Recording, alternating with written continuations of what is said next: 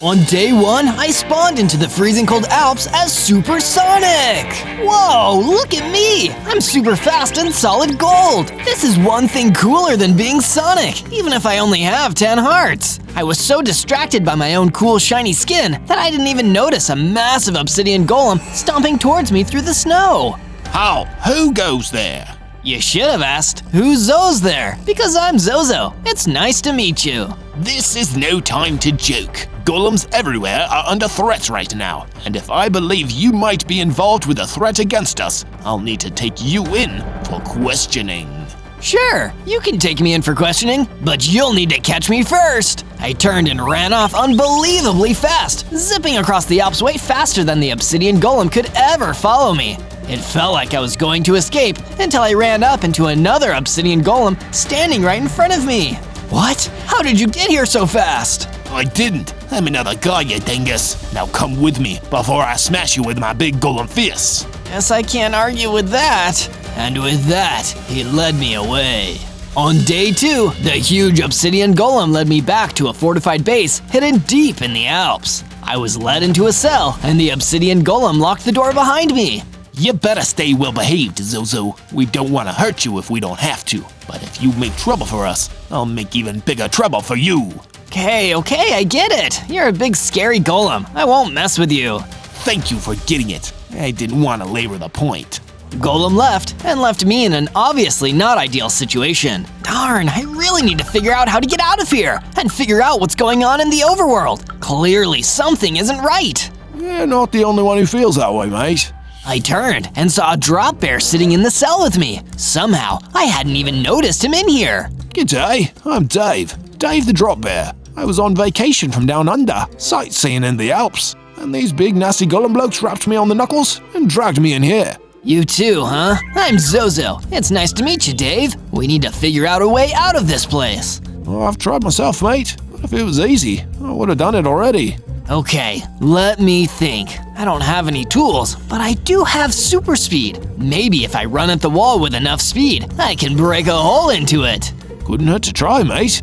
And it might hurt you to go into the wall really fast, but still, I encourage trying whenever I can. I took an epic run up, well, as epic as the size of the cell allowed, and ran straight into the wall. It broke enough of the blocks to let me and Dave escape, even if the impact did take off a few hearts. You're a legend, Zozo. I hope we meet again someday. Same here, Dave. Be safe out there. So we both made our ways out into the world, hoping that those nasty obsidian golems wouldn't find us. On day 3, I continued traveling through the Alps, trying to find a safe way out, but my body was still aching from running into that wall at super speed. Ow, ow, ow. It worked, but in hindsight, I'm not sure why I thought that would be a good idea.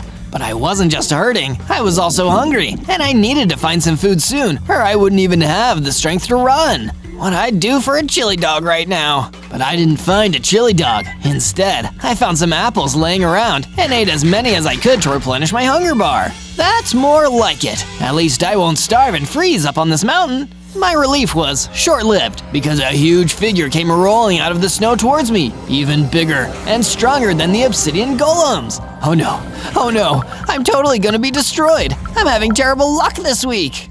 Be not afraid, stranger. I am Humbaba, the wise, brave, and honest, and seeing as you're wandering through the snow, alone and afraid, I assume you've had an unfortunate run-in with the golems. How'd you guess? Believe me, I have good reason to know. Come with me, stranger. I'll keep you safe, and you can help me with a little something I've been working on. And so I followed Humbaba through the snow, having no idea what would happen next. From day 4 to day 5, we finally left the Alps and entered the ancient forest, which was actually a lot more comfortable than all the freezing cold of the Alps. We arrived at Humbaba's base a little while after, where he gave me my first set of stone tools and a stone sword. Why are you giving me these? Because you need to get stronger, stranger. If you want to help me save the world, you need your own base, and you need to get better at fighting. But what are you trying to save the world from, Humbaba? Oh, and by the way, my name's Zozo. Once, they called me the king of the beasts. That means I ruled all the animals, and I did so kindly and fairly. Then came the cruel and diabolical golems, who toppled me from my throne and tried to capture and enslave all the animals I once represented. That's terrible! It certainly is. So go, Zozo, get stronger, and then return to me. We will save this world together. I left Humbaba's base and went further into the ancient forest. Eventually, I found a decent clearing and started cutting down trees and mining stone to start building myself a cool little base. This is coming along well. It'll be nice to be in a room that I haven't been locked in by somebody else. But saying that out loud, ironically, attracted the attention of one of the obsidian golems who'd locked me up. There you are! You owe us some emeralds after damaging a wall! I don't owe you guys anything. Using my super speed, I ran in and attacked him with my stone sword, too fast for him to even fight back. Moments later, he was defeated, and I'd gained enough XP to level up. I got bigger, tougher, faster, and gained an awesome jump boost. I now also had 30 hearts instead of just 10. I'm really living up to my supersonic name. From day 6 to day 8, I was running back and forth through the ancient forest to test my super jumps and super speed. But along the way, I ran into an old friend, Dave the Drop Bear. Aw, hey Dave, fancy seeing you here. Zozo, good to see you, mate. You're looking bigger and stronger since we last met each other. Have you been working out? I have. Thank you for noticing. What are you doing in the ancient forest, Dave? I've been laying low, mate. Keeping it old school. Those obsidian golems came looking for me. You too? Gosh, it seems like Humbaba was right. These obsidian golems are never going to give up unless we stop them. Humbaba? What's that?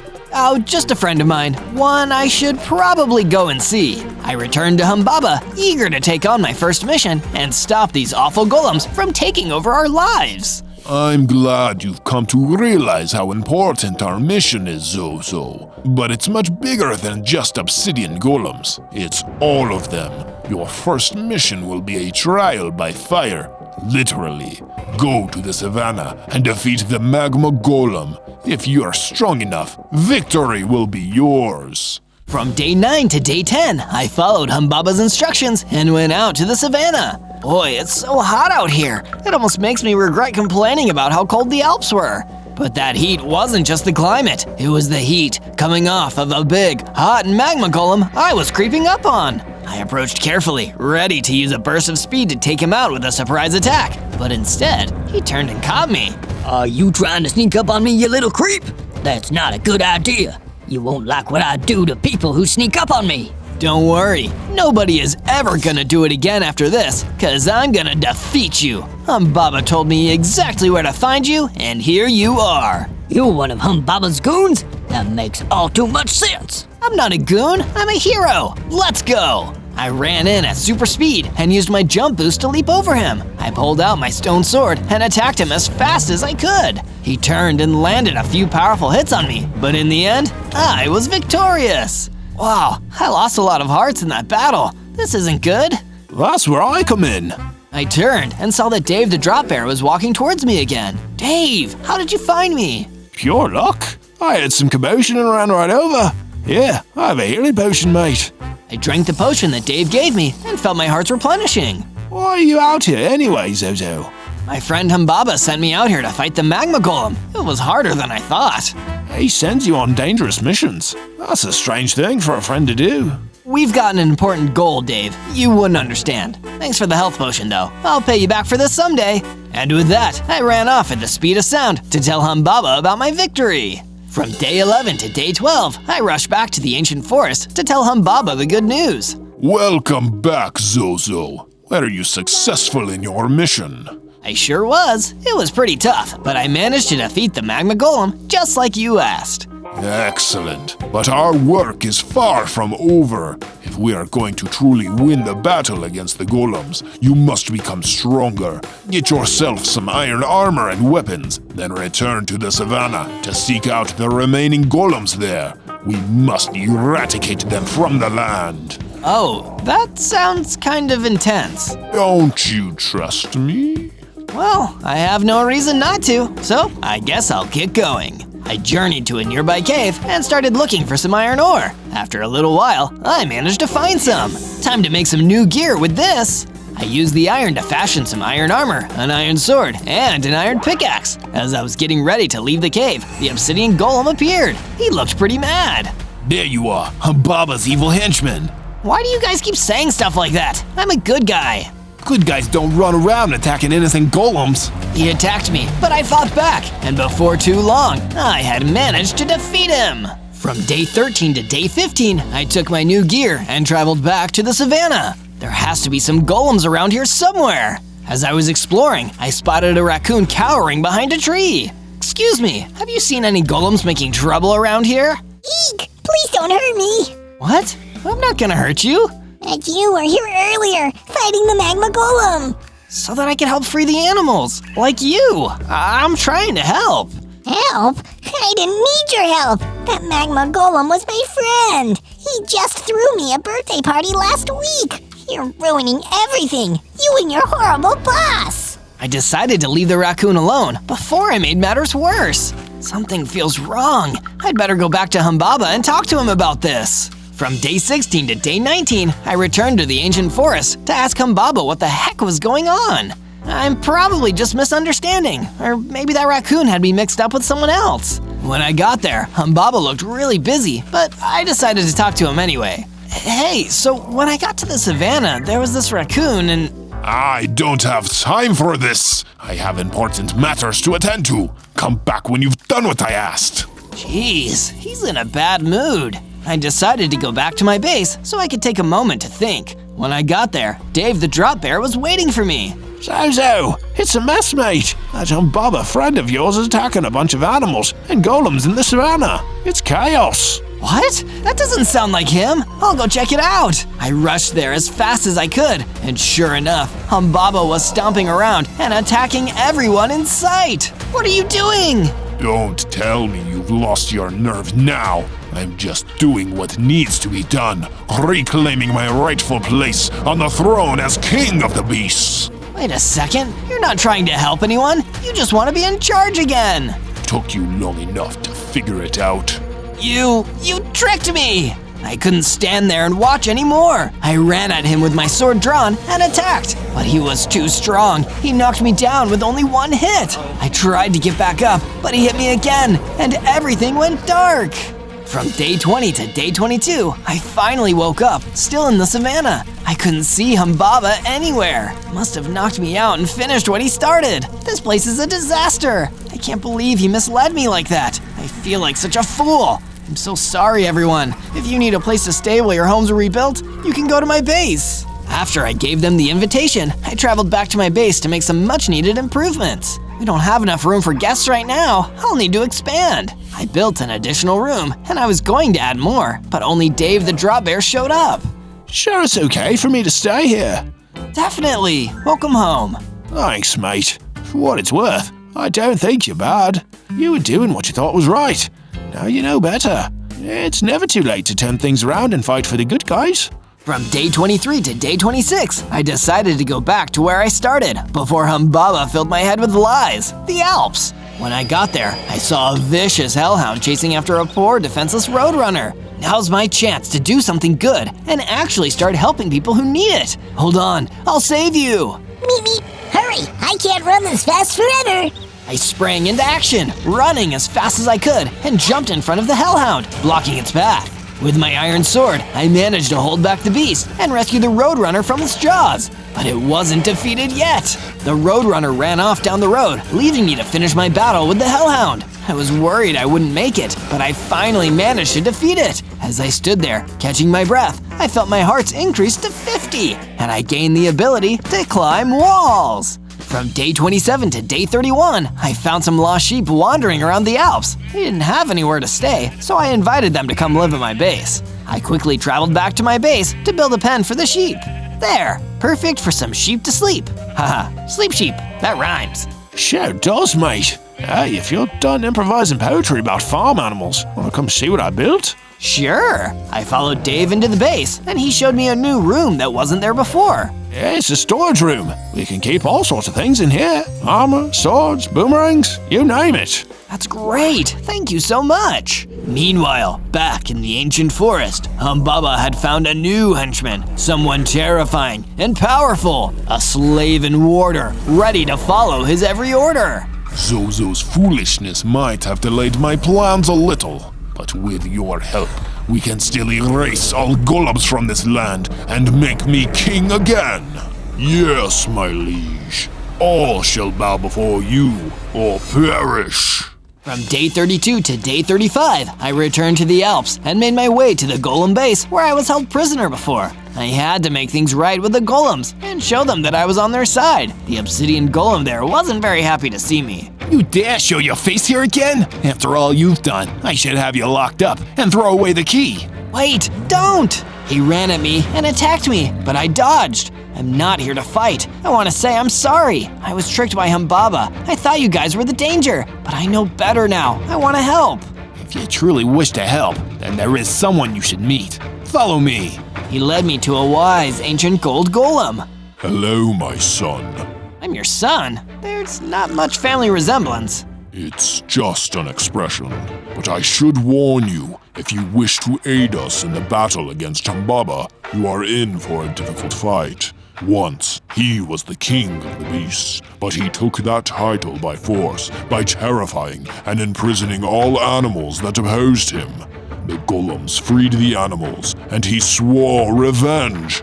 Now it seems the time has come for him to try and take his power back. We can't let him. I agree. Fight valiantly, young Zozo. I will help you however I can. From day 36 to day 39, I traveled back to my base, thinking about the gold golem's words. This is going to be a difficult fight, so I need some better equipment. I'd better find some more iron. I went back down into the cave and mined until I had enough iron to finish my set of armor. While I was looking, I found a few diamonds too. I'll bring these back to the base to use later. Crikey, look what I found. Zozo, look at this. I followed the sound of Dave's voice and saw what he was talking about, a Kyther. Awesome, let's bring it back with us. When Dave and I got back to the base, there was a prismarine golem waiting for us. Zozo, the gold golem sent me to find you. You need to come meet with him immediately.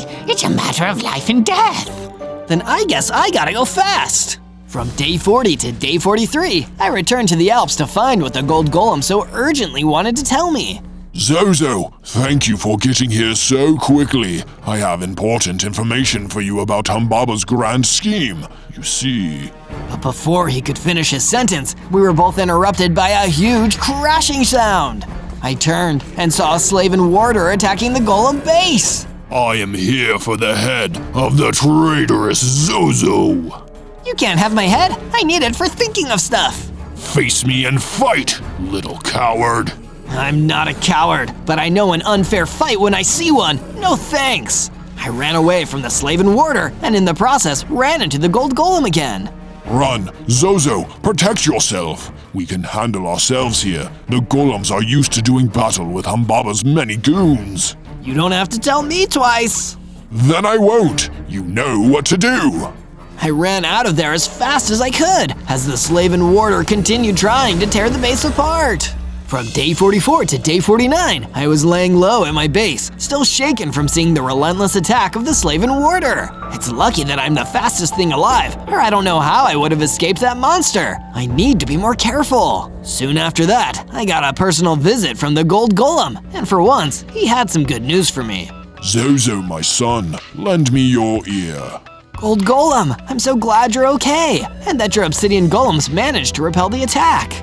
We did, at a great cost. My men are rebuilding the base as best they can, but more importantly, I have been studying the sacred texts for answers to our Humbaba problem, and I think I may have what we need. Oh, tell me, Gold Golem, please! A battle axe, buried somewhere deep and dark, once wielded by a great hero who used it to slay some ancient evil. The legends say that the battle axe still has some of his power. That sounds like exactly what we need to defeat Humbaba. Where can we find it? This is where my knowledge ends. You must journey to the savannah and find the glowstone golem elder. Perhaps he will have the answers that you seek. Thankfully, with my speed, it won't take me long to get there. From day 50 to day 53, I used my super speed to reach the savannah in record time. I waited until nightfall, knowing it would be a lot easier to find the glowstone golem in the dark.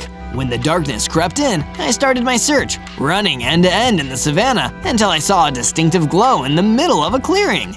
I approached and saw him standing there, as though he knew I was coming. The glowstone golem! Glowstone golem, my name is Zozo, and I humbly come to you, searching for help in defeating a great evil. Speak! My friend, the gold golem, told me of an ancient battle axe that might be able to defeat the evil Humbaba. Do you know where I could find such an axe? It would not matter if you could find it. Wait, what do you mean? You are not strong enough to wield that ancient battle axe. When you are ready to use it, only then will you find it. What? I have spoken. Away with you, Zozo. Do not seek the battle axe. The battle axe will seek you, if you deserve it. And like that, the conversation was over. I went back to my base, moving much more slowly this time, feeling completely defeated. From day 54 to day 57, I returned to the Alps, planning on telling the gold golem the bad news, that his glowstone elder hadn't told me anything useful. But that's when something even worse happened. The terrifying Slaven warder hopped out right in front of me. There you are, you sad little glittery worm! You dared defy the great King Humbaba, and you keep running away from the justice you so richly deserve! Why do you work for him, warder? He's no king, he's just a bully who thinks he's the best. Don't you know he thinks you're just as below him as everyone else? Of course I'm below him! He is the king, and we are all his loyal subjects. We exist to serve him, and those who refuse to serve him shouldn't exist, including you, Zozo.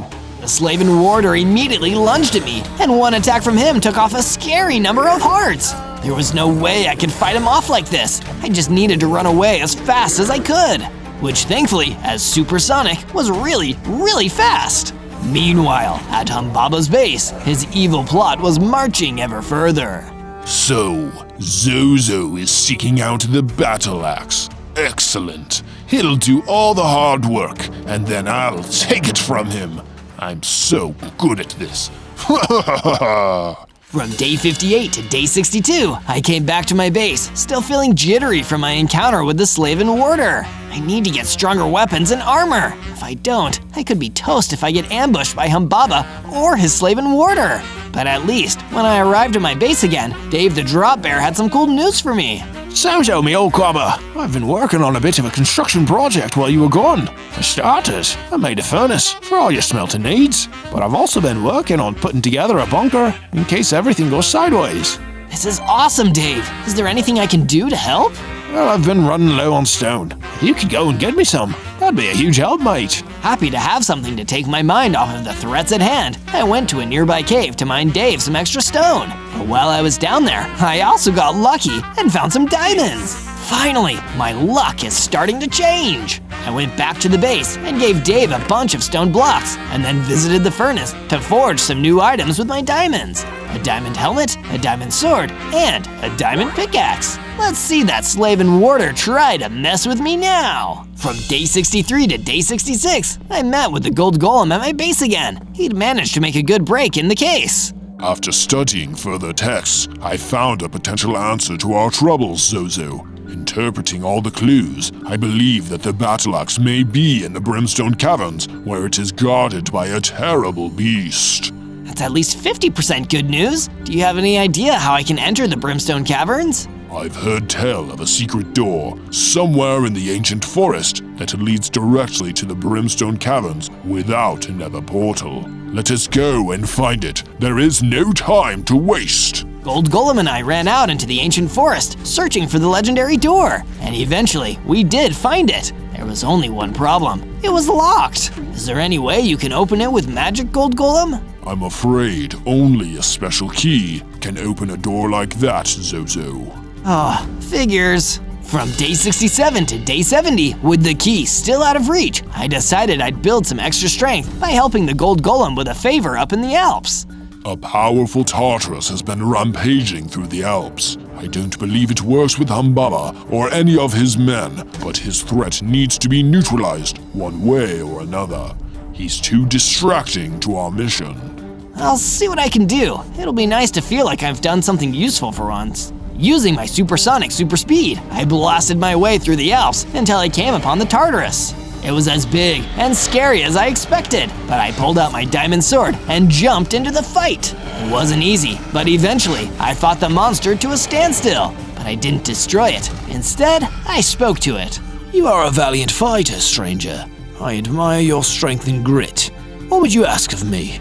Just stop causing trouble around here, okay? The golems have enough to deal with right now. I respect your wishes. Good luck on your quest. True to his word, the Tartarus left the Alps. From day 71 to day 74, I returned to my base, only to see that someone had completely wrecked it. Confused and afraid, I ran in to see what had happened. Thankfully, Dave the Drop Bear was okay, and he told me the whole story.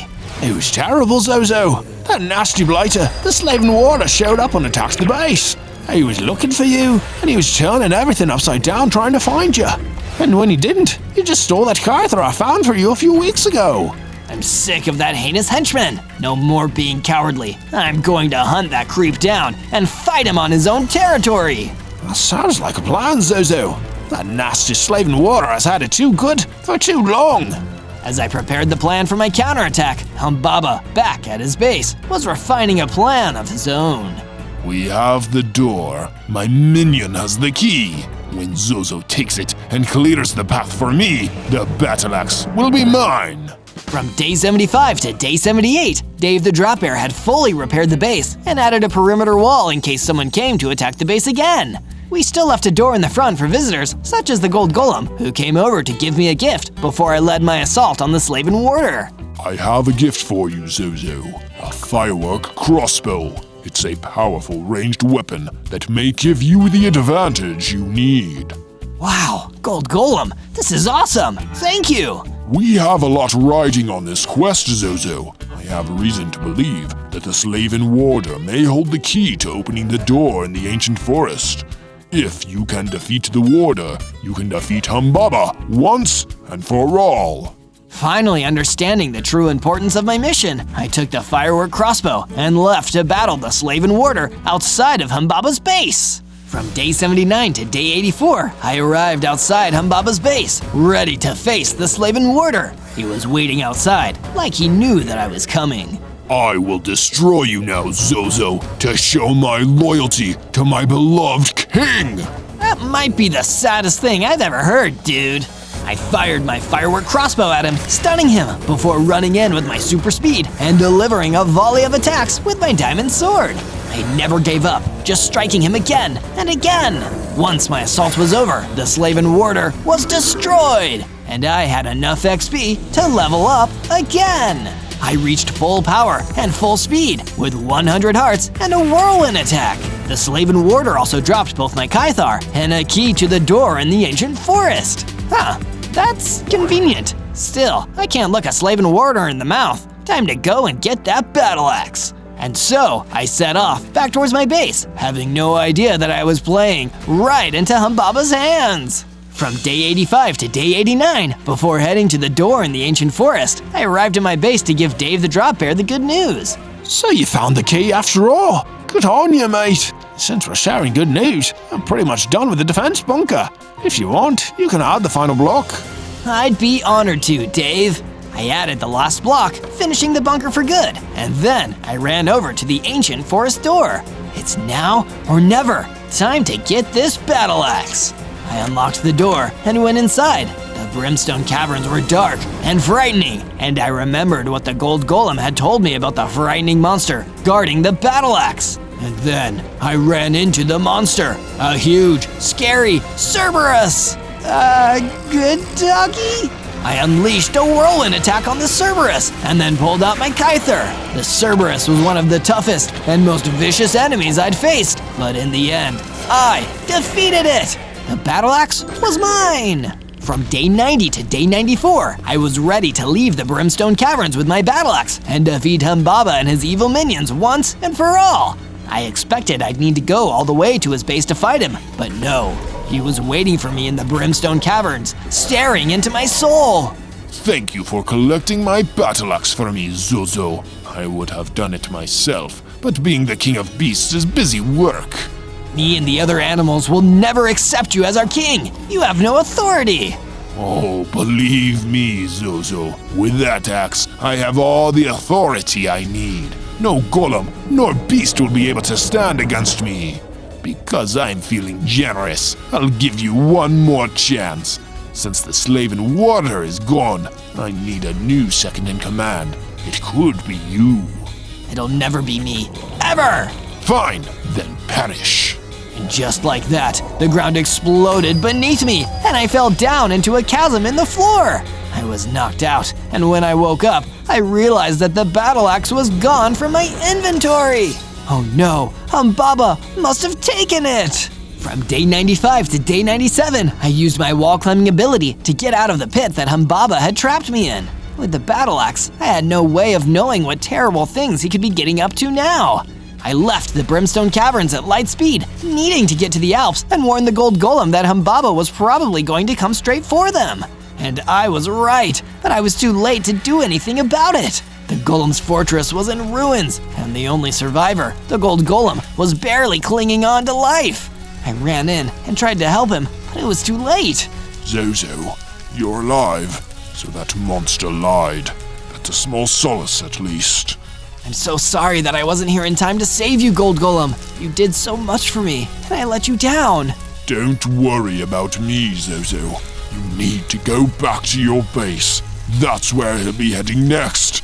Go, quickly, before it's too late, my son. The Gold Golem was right. As he passed on, I ran off in the direction of my base as quickly as I possibly could.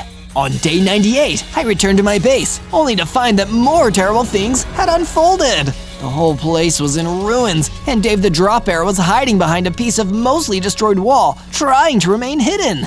Oh no, even moving at the speed of sound, I still wasn't fast enough to stop Humbaba. When he heard my voice, Dave finally felt safe enough to emerge. Crikey, Zozo, I thought you were a goner. I'm so happy you're okay, mate. I'm only alive because I hid inside the bunker we made. I'm so sorry that I didn't get back in enough time to stop Humbaba from doing all of this. I don't even have the battle axe anymore. He took that too. We've got no hope of stopping him. Don't talk like that, Zozo. You've gotten us this far. I just know you can take us the rest of the way. You're the fastest thing alive, aren't you? If that nasty creep stole the battle axe, who better than you to steal it back and end all of this? You're right, Dave. I need to run towards this, not away from it. It's time for us to finally win. So, at the speed of sound, I set off to take back what was rightfully ours. On day 99, I blasted through the ancient forest towards Humbaba's base. Nothing would stop me from getting inside and stealing back that axe. You're gonna regret ever messing with this supersonic Humbaba. I arrived and did a super jump over the wall, clearing it effortlessly. When I landed, I saw Humbaba standing there, seeming surprised to see me. Are you here to submit to me, Zozo? Nope, I'm not here for you at all. I sped off, running away from Humbaba and traveling deeper into his base until I came upon a chest that looked important. I looked inside and found exactly what I was looking for, the battle axe. I could feel the power, the strength, and the pull of destiny. I was ready to take on the beast that had caused so many people so much pain and get rid of him and his evil for good. On day 100, full of power and fury, as well as my incredible speed, I returned to Humbaba, wielding the battle axe I'd taken back from him. The wannabe king of beasts was waiting for me. Are you this eager to be destroyed, Zozo? You're traveling towards a dead end at the speed of sound. All the chances I've given you to give up and swear fealty to me, your true king.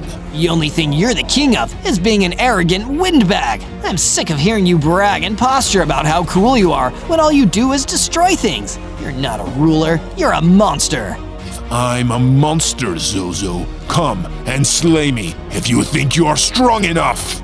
Careful what you wish for, your highness. The battle was on! Using my supersonic speed, I unleashed a whirlwind on Humbaba, throwing him off his rhythm. But I didn't stop there. I sped in and struck him with the battle axe, moving too fast for him to hit me or defend himself. I struck him again and again, knowing that soon it'd finally be over. And then it was. Humbaba had been destroyed, and I was the one who did it. Humbaba will never destroy or enslave anyone ever again. We're all free. On day 1, I spawned into the alien fields as Pikachu, the world's most iconic Pokemon. Pikachu! Pikachu! Phew, sorry, allergies. At least I'm starting off with 10 hearts. That's pretty cool. I wonder if I have any powers. Suddenly, I activated my lightning attack and zapped a nearby tree. What a cool starting power. I have electricity powers, just like the real Pikachu. This is gonna be so much fun. But how come I'm the only Pikachu here? Are there any others? But instead of other Pikachu, I saw a big, scary Enderman wandering towards me. Whoa, a real Pikachu. I thought Broden was just bluffing, but he really did manage to conjure us a Pikachu. How exciting! Broden? What are you talking about? I'm Zozo. I just got here. What? It can talk? Gross. That's weird. Broden isn't going to be happy with a defective Pikachu. I better destroy you. I have no idea what's going on here, but I'm gonna get out as quickly as I can. So I did, turning and running away from the Enderman before he or his mysterious buddy Broden could destroy me. Alrighty, this doesn't seem like a nice place for a Pikachu to be. I took a second to rest when a skeleton came shambling towards me. Not today, Boney. With a zap of my lightning powers, the skeleton was gone. I found somewhere that seemed relatively calm and decided to lay down to rest. I know I'm not meant to be here, but I need to figure out why before I can escape. On day 2, I woke up and decided that I couldn't afford to just sit around and mope about being trapped in this weird world. I need to figure out a solution to my predicament, but first, I need to get myself some tools. With a lot of effort, I broke down a tree until I could make enough planks and sticks to make a crafting table and a wooden pickaxe. From there, I mined into the ground and collected enough stone to craft myself a stone pickaxe and a stone sword. Okay, I can't deny that a little Pikachu holding a big stone sword looks really funny. I don't think I'm gonna be able to intimidate anyone like this. Still, with my new tools, I decided to search around until I found an iron golem standing at a campfire, chillin'. He saw me, but he didn't try to chase or attack me. That was a good sign. Excuse me, Mr. Iron Golem, could you explain what's going on around here?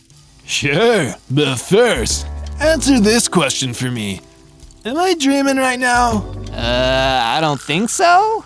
So, I'm actually seeing a talking Pikachu right now. Huh, this has gotta be the work of Broden the Conjurer. Broden, that weird Enderman told me about him. What's his deal? He's kind of a weird dude. He's a really powerful conjurer, but he's super greedy and possessive. He just uses powers to summon stuff for himself, and if he's not happy with it, he or his goons destroy it. Yikes, then I guess I gotta stop him before he has a chance to destroy me. Right on, little dude. I noticed I was hungry, and the Iron Golem gave me some nice apples to sate my hunger. It was relieving to know that there were still good people out here. On day 3, after leaving the spacey Iron Golem with his campfire, I went off searching for somewhere to live in the alien fields. I should probably start building my base, but man, that's gonna be so much work, especially for a teeny little Pikachu like me. But that's when I had a stroke of good luck. I found a broken down hut in a clearing. Wait, maybe I can clean this place up rather than making a whole base from scratch. That'll be perfect for me. I started cleaning up the mess and rebuilding the broken parts of the base. It felt like some bizarro Pokemon home reno show, but by the time I was done, things were coming along really well. I could see myself staying here. But suddenly, I was interrupted by a vicious killer rabbit running towards me. A creature that weird must have been created by that weird Broden guy, just like me. I zapped the nasty killer rabbit with my lightning powers, then finished it off with my new stone sword. What's down, Duck? It's you. You're down, cause I defeated you. I really need to work on my witty quips. Defeating the rabbit also gave me enough XP to level up. I evolved into a bigger, stronger Pikachu with 20 hearts. Awesome! I really am a Pikachu, and I'm feeling stronger already. With that victory under my belt, I spent the rest of my day watching my favorite show. What an eventful day. From day 4 to day 5, I ventured back into the depths of the alien fields to collect more materials for expanding my base. Electricity-based attacks may be what I'm known for, but it turns out I'm a master carpenter. Who knew? While collecting more stone and chopping down more wood, I heard a rustling and stopped. I turned and saw the same long, lanky Enderman who'd hassled me when I first spawned. Oh no, not you again! Oh yeah, it's me. Bet you never thought you'd see me again. I just hoped I'd never see you again. Why do you work for this Broden guy anyway? What does he actually want? He wants everything, and he can get it too, 'cause he's a conjurer. Get it? He conjures stuff, and he also conjures things for his friends, like me. Then why does he want to destroy me? If he can just make himself another Pikachu, can't he just let me go? He's a perfectionist. If Broden can't have exactly what he wants, he'll destroy everything. That's why I need to destroy you now. The time for talk was over. I fired a lightning strike at the Enderman, and he fought back. It was a tense battle, but this time I wasn't running. I defeated the Enderman and headed back to my base. This Broden guy sounds like no fun at all. From day 6 to day 8, I entered a cave, feeling confident enough to venture into the depths and get myself some cool new materials. After all, with a cool stone pickaxe, I can finally mine iron ore. This wasn't just some shallow cave though, it kept going and going and going. I had a feeling that I could get lost down here if I wasn't careful. It's so eerie to be alone here. But sadly, I wasn't alone. There was a big, scary wither waiting for me, and it blasted some wither skulls at me. I took a few hits, then returned fire, attacking relentlessly until the wither was no more. I definitely didn't want to run into another one of those. Instead, I went just a little deeper into the cave. There, I found some iron ore and quickly mined a bunch of it. I took it back to my base and smelted it, and created myself a brand new iron sword and iron pickaxe. This plucky Pikachu is armed and dangerous. From day 9 to day 10, I decided it was time for a change of scenery, so I traveled out to the Badlands, which were hot and dry compared to the alien fields. Still, what a view! However, I wasn't able to take in the view for long, as I was approached by a mysterious figure, an illager from faraway lands. As I approached, I felt a strange energy coming off of him, like he was oddly familiar. Hi there, I'm Zozo. Do I know you from somewhere? I'm getting the weirdest sense of deja vu right now. You've probably heard of me. I'm the great Broden, impresario, part-time psychic, noted indie singer-songwriter, and conjurer extraordinaire. Oh no, you're Broden? Oh yes, I'm Broden, and you belong to me. Time to go, little Pikachu. You can never send an Enderman to do a conjurer's job.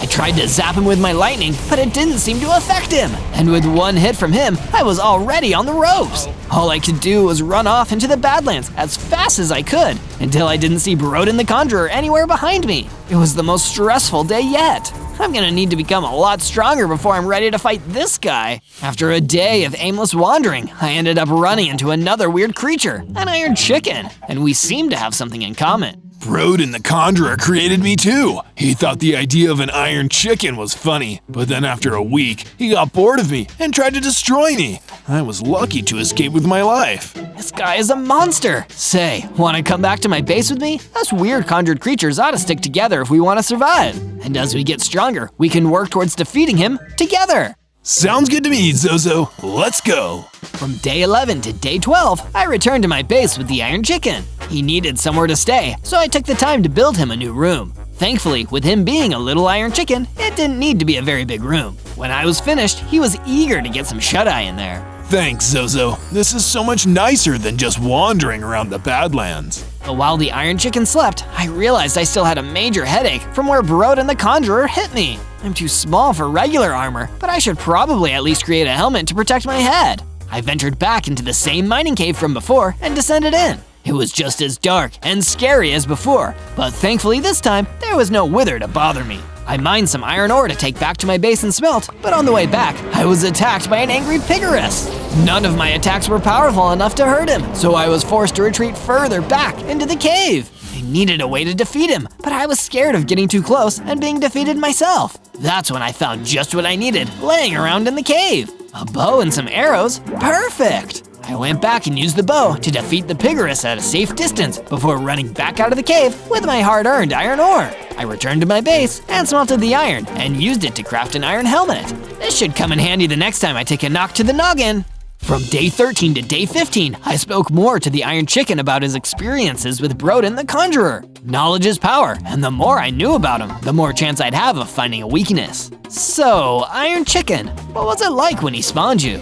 Well, just like you, I spawned in out of nowhere, and Broden was waiting for me. At first, he seemed so nice and kind and happy to see me. He was a little kooky, but honestly, I liked him. But little by little, over time, I could tell something was off. And one day, he attacked me and tried to destroy me, just because he was bored of me. He's incredibly powerful, so if I hadn't moved quickly like I did, I would have been doomed. He's kind when he wants you, and unimaginably cruel when he doesn't. I can only imagine some of the scary things he's conjured over the years. After hearing the Iron Chicken's story, I felt a chill go down my Pokemon's spine. If he was really that powerful, how could I have any real chance of defeating him? Especially at my current strength level. I'm kind of beginning to wish I hadn't asked now. From day 16 to day 19, I woke up to some shocking news. The Iron Chicken had gone missing. Oh no, I need to find and save him. I wonder where he could be. Strangely, there was a terrible smell lingering. Maybe the Iron Chicken had been kidnapped by some kind of really stinky assailant? I followed the smell as it got stronger and stronger. A day later, I arrived in the bamboo jungle, where the smell was particularly strong. I'm so lucky that this mysterious kidnapper never showers. From there, it didn't take me very long to hunt down the stinky kidnapper. It was a huge, scary vile ogre. You're the one who kidnapped my friend. How dare you? Oh, get over it. Kidnapping your foolish metal chicken friend is the best way to get leverage with Broden the Conjurer. If I return his chicken to him, maybe he'll give me whatever I want. I'm never gonna let that happen. I fought hard against the stinky vile ogre, using my powers and my iron sword to defeat him.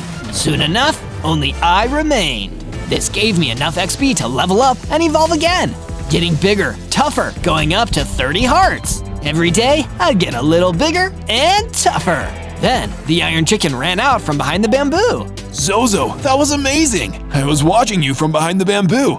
Thanks for saving me from that stinky weirdo. No problem, IC. Head back to the base. We'll talk again later. I'm gonna keep exploring the bamboo jungle. The Iron Chicken left, and I continued looking around. It was a nice, calming place. Bamboo is one of the fastest growing plants. That's something to aspire to. Over the course of the journey, I ran into a pair of aggressive skeletons. Without any hesitation, I used my lightning to take out the two bony fiends. And shortly after those two were gone, a genie floated out towards me. Good work defeating those skeletons, Zozo. They were really spoiling the view. Wait, how do you know my name? I know many things. I also know of your quest to defeat Broden the Conjurer. I may have some information that will help you along the way if you'll hear me out, little Pokemon. Of course, please, tell me more. A special food item. One that will give you the power you need to surpass the Conjurer. The Dynamax Candy. Dynamax Candy? But where can I find it? I'm afraid I've said too much already. Good luck, Zozo. May we meet again someday. And with that, the genie left, and I was left alone again. I need to find that Dynamax Candy somehow. From day 20 to day 22, I returned to my base to find some skeletons waiting for me. They must have been angry at me for taking out their skeleton buddies back in the bamboo jungles. The skeletons attacked, but now I was strong enough to pretty easily defeat them all. I returned to my room to relax. Iron Chicken came in to talk to me. You wanted to see me, Zozo? Yeah, I've had an idea for a statue, something we can build to help inspire us. I know just the thing. Iron Chicken was so eager to get started that he went off to begin while I was still resting. By the time I left my room to take a look, he'd already made some amazing progress. This looks incredible, Iron Chicken. Thank you, Zozo. I just thought you had such a great idea. I felt completely inspired. Take a load off now. I'll add a little myself. After the Iron Chicken left to rest, I added a little extra to the statue before calling it a day. Still, Iron Chicken and I had made some pretty amazing progress. Can you tell what it's gonna be yet? Let me know down in the comments. And if you want more Zozo adventures, sub and hit that bell to never miss another one. From day 23 to day 26, a wild Enderman approached me as I was taking in the scenery of my base. Pikachu, I'll get you. I've got plenty of Thundershocks, so come and get it! The Enderman attacked, and I was able to fight back effectively by using my electrical attacks. After I destroyed the Enderman with a lightning strike, it dropped a whole bunch of shark tooth arrows. Way cool! I always thought I'd have to be a surfing Pikachu to get a hold of this many shark teeth. Afterwards, I headed out through the Badlands to give the shark tooth arrows a shot. The next Enderman I find will be no match for a Pikachu with arrows. I was shooting some weak skeletons to test the weapon when I came across a wandering trader carrying an inventory full of goods. Good afternoon, wandering trader. Actually, my name is Wally. I am in fact a wandering trader. I've been wandering through these dangerous badlands and looking for a nice safe base to peddle my wares. Do you know anywhere like that? I do. I happen to be the owner of a prime secret base located in the alien fields. That sounds promising, as long as it's safe. You won't be disappointed. I'm Zozo, by the way. I brought Wally to the base and built a small storefront where he could sell his items. I wanted to make extra special sure that it was as safe as he wanted it to be. It turns out that Wally had the same idea. By the time I was done constructing his store, the wandering trader had built a perimeter wall around the entire base. Better safe than sorry, you know. You got that right. From day 27 to day 31, I talked a bit more with Wally the wandering trader. I figured someone as well-traveled as him would probably know many things about the world that my Pikachu self wouldn't. Ask me anything you wish, Zozo. Information is free of charge. Have you ever heard of a special food item called the Dynamax candy? The Dynamax candy? I've certainly heard stories about it. They say that whoever eats it gains the ability to grow into a gigantic version of themselves with unbelievable power. That sounds like exactly what I would need to turn the tables on Brodin the Conjurer. Can you tell me where I can find it? I don't know exactly where it is, but there is a pixie in the bamboo jungle to the east who I heard the stories of the Dynamax candy from. If you can find her, maybe she knows more. A bamboo jungle, huh? I've been there before. I gathered all my best gear and went back towards the bamboo jungle, just like Wally the Wandering Trader suggested. It was a far journey for a Pikachu, but I was a little bigger and stronger than I was at the start of my Pokemon journey. But just because I was a higher level didn't mean the challenges wouldn't get tougher as well. The Vindicator standing in my way was proof of that. Not so fast there, Pikachu. You may be one of the world's most famous mice, but you're not getting past me. I guess you're not a Poke fan. Oh well, if you're gonna fight me, then I'm gonna win. Thunderbolt! I used my Lightning Strike to make a first impression, then hit the Vindicator several times with my Iron Sword. He tried to fight back, but my attacks were much faster. Ouch! Why does Pikachu always get what Pikachu wants? The Vindicator ran away to fight another day. I wondered if we'll end up crossing paths again. From day 32 to day 35, I continued my journey through the bamboo jungle until I was able to meet up with the pixie that Wally the Wandering Trader had mentioned. Hey there, I heard you might know about the Dynamax candy. Oh, wow! You're a Pikachu! I'm a huge fan. I never thought I'd meet you in person. Well, in Pixie. Thank you, that's very nice. But I was hoping you could tell me about the Dynamax candy. Yeah, I know all about it. Can I have your autograph first? I feel like this conversation is going in circles. While I was trying to get more specifics out of the pixie, we were interrupted by the sudden appearance of Brodin the Conjurer. That's my Pikachu. Go make your own. Besides, it's a defective Pikachu anyway. I'm here to destroy it so I can make a better one. Both of us ran for cover to hide from him. Once I was hidden, I noticed that the pixie was also in my hiding spot. It's too dangerous. You should get away from here while I distract him. No way. He just said he wanted to destroy you. That's a really rude thing to do to anyone, especially a Pikachu. I'll be fine. I've gotten away from him before. You should go to my base. We'll talk about the Dynamax candy there. I get to go to Pikachu's base? Woohoo! If you make it back there, I'll tell you everything I know about the Dynamax candy. Pixie flew away, leaving the area of the battle. Without having to worry about her safety, I could escape Brodin the Conjurer on my own. Come out, Zozo. I'm going to destroy you. You'll have to catch me first. I fired a few lightning strikes at him to confuse him and ran for another hiding spot. Brodin began to follow me, so I used a lightning strike on a different block of bamboo jungle to confuse him. Where are you hiding?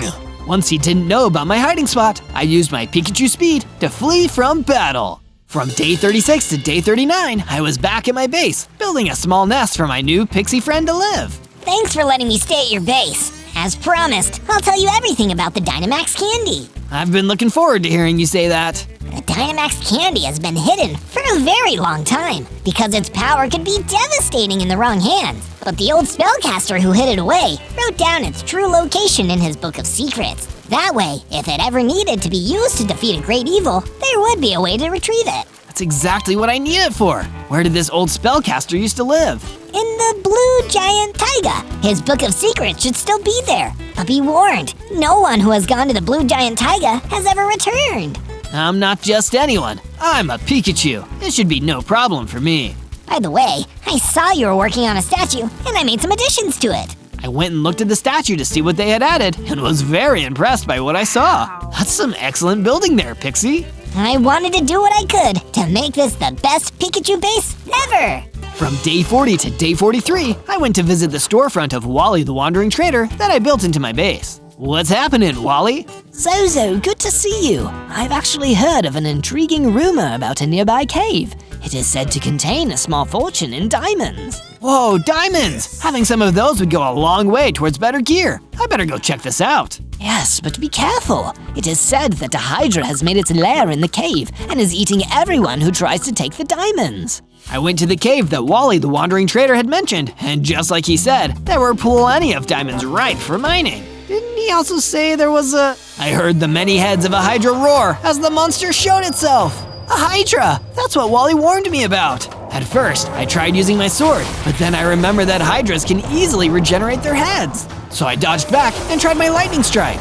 It was a tough fight, and I had to keep avoiding the Hydra's attacks, but I took the beast down and was able to claim the treasure inside the cave. I mined the diamonds and decided to give both my sword and pickaxe a long-awaited upgrade. Now I had a diamond sword and a diamond pickaxe. From day 44 to day 49, I arrived in the Blue Giant Taiga, the dangerous biome from which nobody was said to return. There's a first time for everything, though. I journeyed through the terrain until I encountered a dread scuttler. My speed was much higher, so I kept my distance and pelted it with shark tooth arrows. Once the dread scuttler was weak enough, I used a lightning strike to finish it off. The mobs here are definitely tough. I'd better stay on guard. Oh, skeletons! No, have mercy! The voice was coming from a fiery hippogriff who was being chased by a band of evil-looking skeletons. I decided that I should help him out. Back off, you nasty skeletons! I'm a Pikachu with a diamond sword, and I'm not afraid to use it! It was no easy feat to defeat them all, but when I managed to win, the fiery hippogriff was really impressed with my strength in battle. Wow, I've never seen a Pikachu fight like that. I've actually never seen a Pikachu either. I'm Zozo. I was actually conjured here by the evil Broden, and I'm looking for a book of secrets here in the Blue Giant Taiga. Oh, I've heard of that. I was actually the old spellcaster's prized fiery hippogriff. We were as close as a trader and a Pokemon. Oh, that's awesome! Can you take me to the book? Sadly, it's been a long time since the old spellcaster was alive, and I've been chased around by the tundra's monsters ever since. I bet we can get closer to the book if we retrace my steps, though.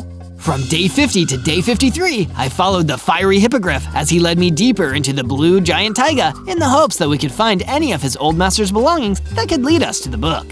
Hey, Zozo, if this goes well, do you think you could introduce me to Charizard? I've always wanted to meet him. I actually don't know any other Pokemon, even though I'm a Pikachu. But let's not worry about that now. I'm sure Charizard would be proud to know you. Oh, shucks. I sure hope so. A little later, the fiery hippogriff and I split up to cover more ground, and I ran into the Vindicator, who gave me some trouble at the bamboo forest. How many times do I need to teach you a lesson, Vindicator? There won't be a lesson. I'll be vindicated in the end, because I am a Vindicator. The only thing you are is going down! We battled, and I easily took him out using my diamond sword. I decided to continue searching the area of the Blue Giant Taiga I was in, but with so much ground to cover, it felt like I was getting nowhere. If only the old spellcaster was here himself to tell me how to find his old stuff. Actually, I am! A ghost! Yes, I may be a ghost, but before that, I was the old spellcaster who hid the Dynamax candy. But you could just tell me directly where the Dynamax candy is hidden away. Oh, yeah. Well, the truth is, I kind of forgot where it was. Guess I'll have to keep looking for your book then.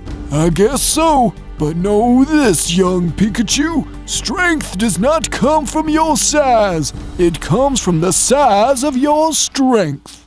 From day 54 to day 57, I returned to my base and found that all my friends had been expanding it with new sections since I was away. Wally had created a marketplace so that other merchants could sell things here in the future. Excellent market, Wally. You might start bringing in some trainers as customers. Thanks, Zozo. consider yourself the company mascot. Never heard that one before. Next, I visited the Pixie, who had built a Pikachu fan club where all of my biggest fans can hang out. And I'm the club president. Afterwards, the Iron Chicken approached me with some not-so-good news. A Dreadghoul came by and did some damage to the base before we made our expansions, and he ran off with the diamond helmet that I crafted for you. I went out into the alien fields to hunt down that Dreadghoul and reclaim the diamond helmet that was stolen from my base. It wasn't that long until I found the mob, and with my lightning strikes I was able to destroy it without getting too close. When it went down, it dropped Iron Chicken's diamond helmet. It was a gift for me after all. I'm sure he'll let me keep it. From day 58 to day 62, I was woken up from a nap by Iron Chicken, who wanted to show me how the construction on the statue was progressing. Since we're not conjurers, everything we make takes hard work.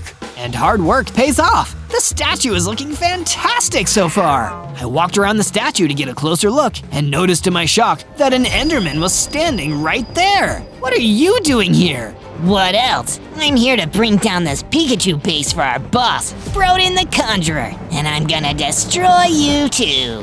Just try it, Enderman. I zapped the Enderman with my lightning strikes, frying him up like a toasty puffin. Who is next? I heard the other Enderman wreaking havoc across the alien fields, so I quickly rushed out of my base to deal with the Enderman menace. I defeated all the Endermen that had been attacking around the base very quickly by using my lightning strikes, and quickly searched inside the base to see if every one of my friends were still alive. Unfortunately, the Endermen had done their worst, and I saw Wally destroyed by an Enderman. The Enderman ran away, and I vowed revenge. From day 63 to day 66, I went back to the blue giant taiga in order to find the Book of Secrets. The sooner I can eat that Dynamax candy, the sooner I can defeat Broden and save everyone from his cruelty. After a lot more searching, I found the book pinned to a tree. I picked the book up and read what was inside. The Dynamax candy must be kept out of the clutches of evil because it could grant any being that eats it the ability to grow gigantic. Therefore, I am leaving it in the trusted care of my spellcasting apprentice, Broden the Conjurer. No, the Dynamax candy is with Broden. That's the worst place it could be. An Enderman ran up behind me, ready to fight. Somehow I knew it was the same one that had destroyed Wally the Wandering Trader. I got ready for a fight. So, you found the book. Too bad it won't do you any good. I learned plenty, Enderman, and I'm not scared of you or your boss. How adorable. Now suffer like your friend did. The Enderman attacked me with his long arms, so I countered with my diamond sword. I knew agility would be the key to winning this fight, so I circled around him and landed hit after hit. This is for Wally! Now that I had gotten revenge, it was time to pay the spot I was conjured into a visit. From day 67 to day 70, I went to the alien fields and found the enemy base in the form of a magical mansion. It was guarded by an Enderman, so I just knew that it had to be where Broden had been entrusted to guard the Dynamax candy. There was no sign of the Conjurer himself, so I snuck in and began to search through the entire base. Because I was quick and nimble, I easily avoided all of the Enderman guards until I ran into a mutant Enderman who spotted me immediately. You can't hide from me, you defective Pikachu. I'm going to do what the others couldn't and destroy you once and for all. The mutant Enderman's attack were much stronger than the ordinary kind. If I didn't have my diamond helmet, I would have already been down for the count. I was losing hearts fast, and my electric attacks were barely doing anything to him. This is what my shark tooth arrows are for. I switched to my bow and hit the mutant Enderman with a bunch of arrows. Then I attacked with my diamond sword. Now I see why Broden has been having so much trouble with you. Don't take me lightly just because I'm a Pikachu.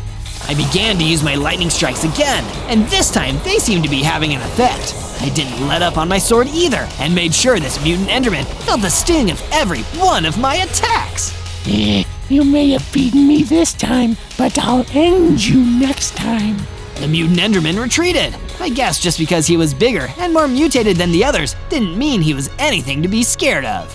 From day 71 to day 74, I proceeded to the treasure room of the enemy base, now that the mutant Enderman was out of my way. I expected that the Dynamax candy would be there, but it wasn't there. Of course, Broden must have given up on his responsibilities a long time ago. The old spellcaster trusted him, and he turned totally evil. Not cool at all. Meanwhile, somewhere else in the base, Broden was laughing about the fact that I couldn't find the Dynamax candy. That foolish Pikachu thought I'd keep the Dynamax candy. I threw that thing out years ago. Who needs to guard the item that can defeat evil when you are evil? From day 75 to day 78, I made a swift return to my base and found that the Pixie and the Iron Chicken had done some more work on the base. Pixie had refurbished the shop where Wally the Wandering Trader had once sold his items and had made it into a Pokemon-themed gift store. Isn't this great? Now everybody who comes to visit the base will be able to have their own Pikachu merchandise. That's a really good idea. Wally would have wanted us to keep using his store. Iron Chicken's improvement was another form of defense. He reinforced the walls of the base to make them even more fortified.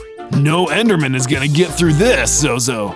Actually, I think there is one who could get through.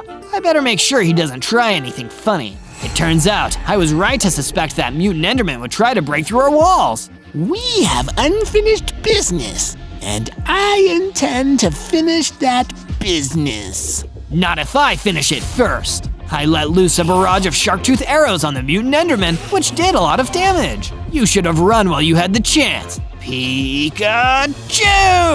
I used my lightning attack to weaken the mutant Enderman, then used my sword to deliver the final strike. I did it! My victory in the battle made me into an even higher level Pikachu with greater electrical power and speed. I could now perform a Mega Jump move that would get me free of any enemy's range of attack. And I've got 50 hearts now too! I also noticed that the mutant Enderman dropped a hint when he was defeated, a page that was ripped out of the Book of Secrets. The only place to dispose of the Dynamax candy is in the fires of the Badlands.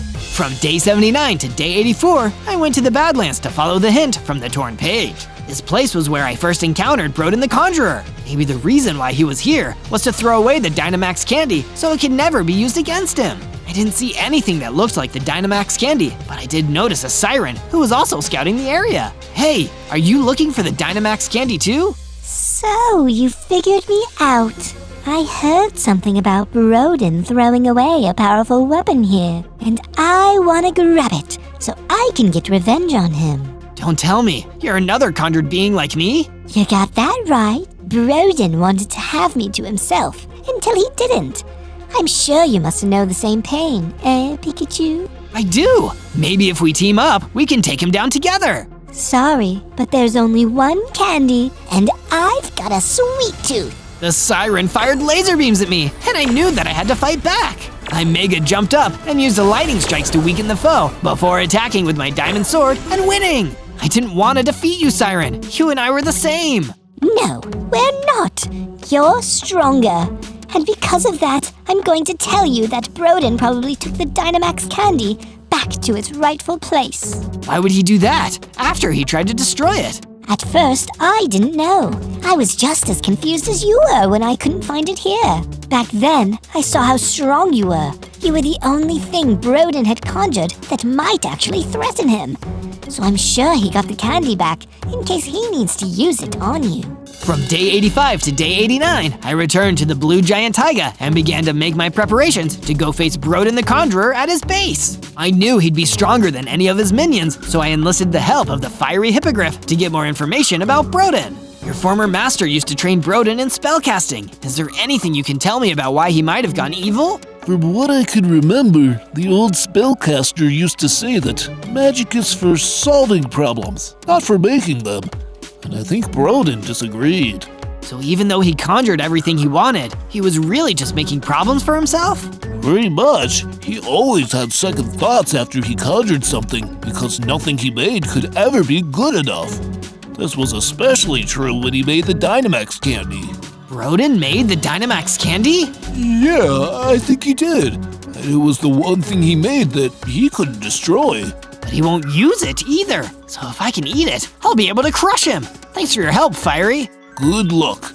Do what the old spellcaster couldn't and teach Broden a lesson. From day 90 to day 94, I went into the same cave where I found the diamonds so I could gather materials for my strongest gear yet. In the darkest depths of the cave, I found a chest that contained a netherite ingot. These will do the trick. I used a nearby smithing table and combined the netherite with my diamond sword to upgrade it to a netherite sword. This weapon will be the one I'll use to break through Broden's base defenses and take the Dynamax candy for myself. From day 95 to day 97, I visited my friends at the base to tell them that it was almost time for me to leave. First, I visited Pixie, who had been looking at the statue and thinking about how to upgrade it. Hey, Zozo! The statue is almost done, but it needs a Pikachu's touch to be complete. I've got you covered, Pixie. I went to the statue and did the remaining work that was needed. The full version was a statue of Ash Ketchum, Pikachu's trainer from the very beginning. When I looked at the statue, there was only one thought that echoed through my mind. I want to be the very best, like no one ever was. You already are the best in my eyes. Thanks, Pixie. I said goodbye to her, then went to go see how Iron Chicken was doing. Is it almost time to face off against Broden? You know it, buddy. On day 98, I was still talking with Iron Chicken about the upcoming battle with Broden the Conjurer. It felt like we had been through so much in this crazy world ever since we were conjured into it, and soon our troubles would be coming to an end. You're like a brother to me, Iron Chicken. I hope you know that. The same to you, Zozo. I say that we end this battle together as brothers. When you go to face Broden, I want to be there right by your side.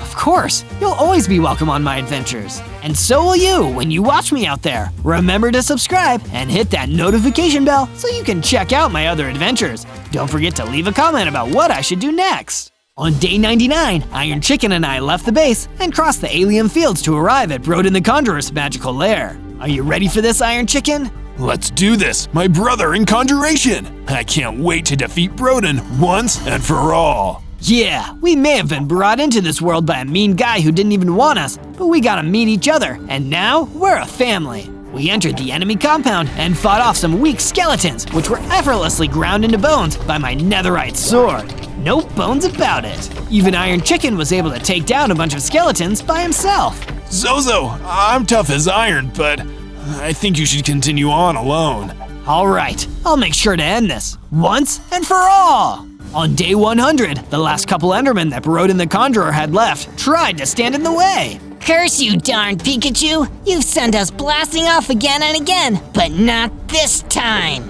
By now, my electrical attacks were very capable of roasting the Endermen without much difficulty, so I cleared a path for myself to keep moving. Before long, I had reached the room where the Dynamax candy was stored. There it was, sweet as candy. I had to have it. Time to PIKACHU on this candy.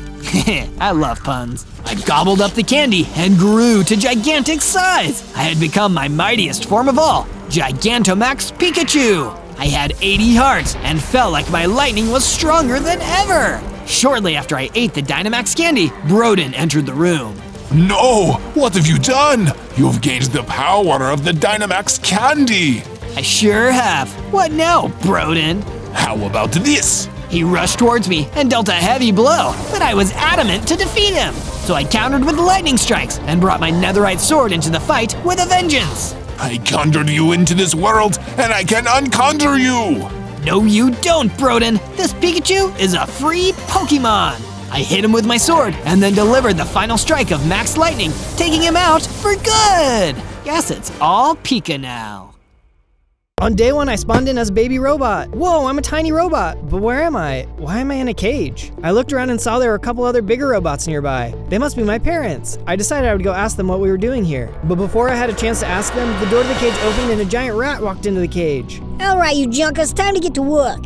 We're tired of taking orders from you. We can't stand by and watch this factory pollute the world any longer. You think you can rise up against us? Sounds like I need to teach you a lesson, pal. The rat lunged forward and started fighting my robot dad. As they were fighting, my robot mom came up next to me. Zozo, the door is open. Move quickly and get out of here. We will hold him off. But I don't understand. Why are we working for this guy? What are we doing here? There's no time to explain, but he isn't even the one in charge of everything. I hope you never run into his boss. Now hurry, get out of here. My mom hurried away to help fight off the rat, and I took the chance to rush out the door and escape.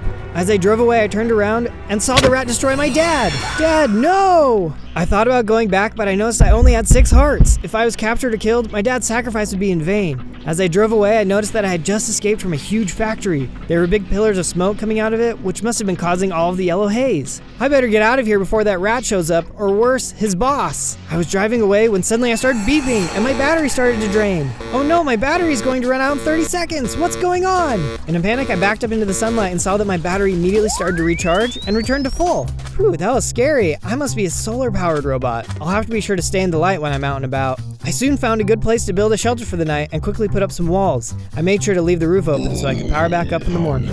On day 2, I woke up to a full battery and sunlight coming into my shelter. Looks like my shelter kept me safe through the night, but I have a lot I need to figure out today, starting with rescuing my mom, if she's alive. I knew I wouldn't be able to get back into the factory without gearing up first, which is when I noticed that my arm was a permanent drill. I'll bet I can break all kinds of blocks with this arm. I'm going to try and go get some supplies. I stepped outside my base when I was suddenly attacked by some kind of tiny animal. Ah, what the heck are you? Get back! I swung my drill arm and quickly defeated the enemy. That looked like some kind of mutated bunny. I wonder where he came from. I'll have to keep an eye out. I headed over to a nearby hill where there were some trees growing and collected some wood and stone. Then I set up a crafting table and made an axe, shovel, and sword.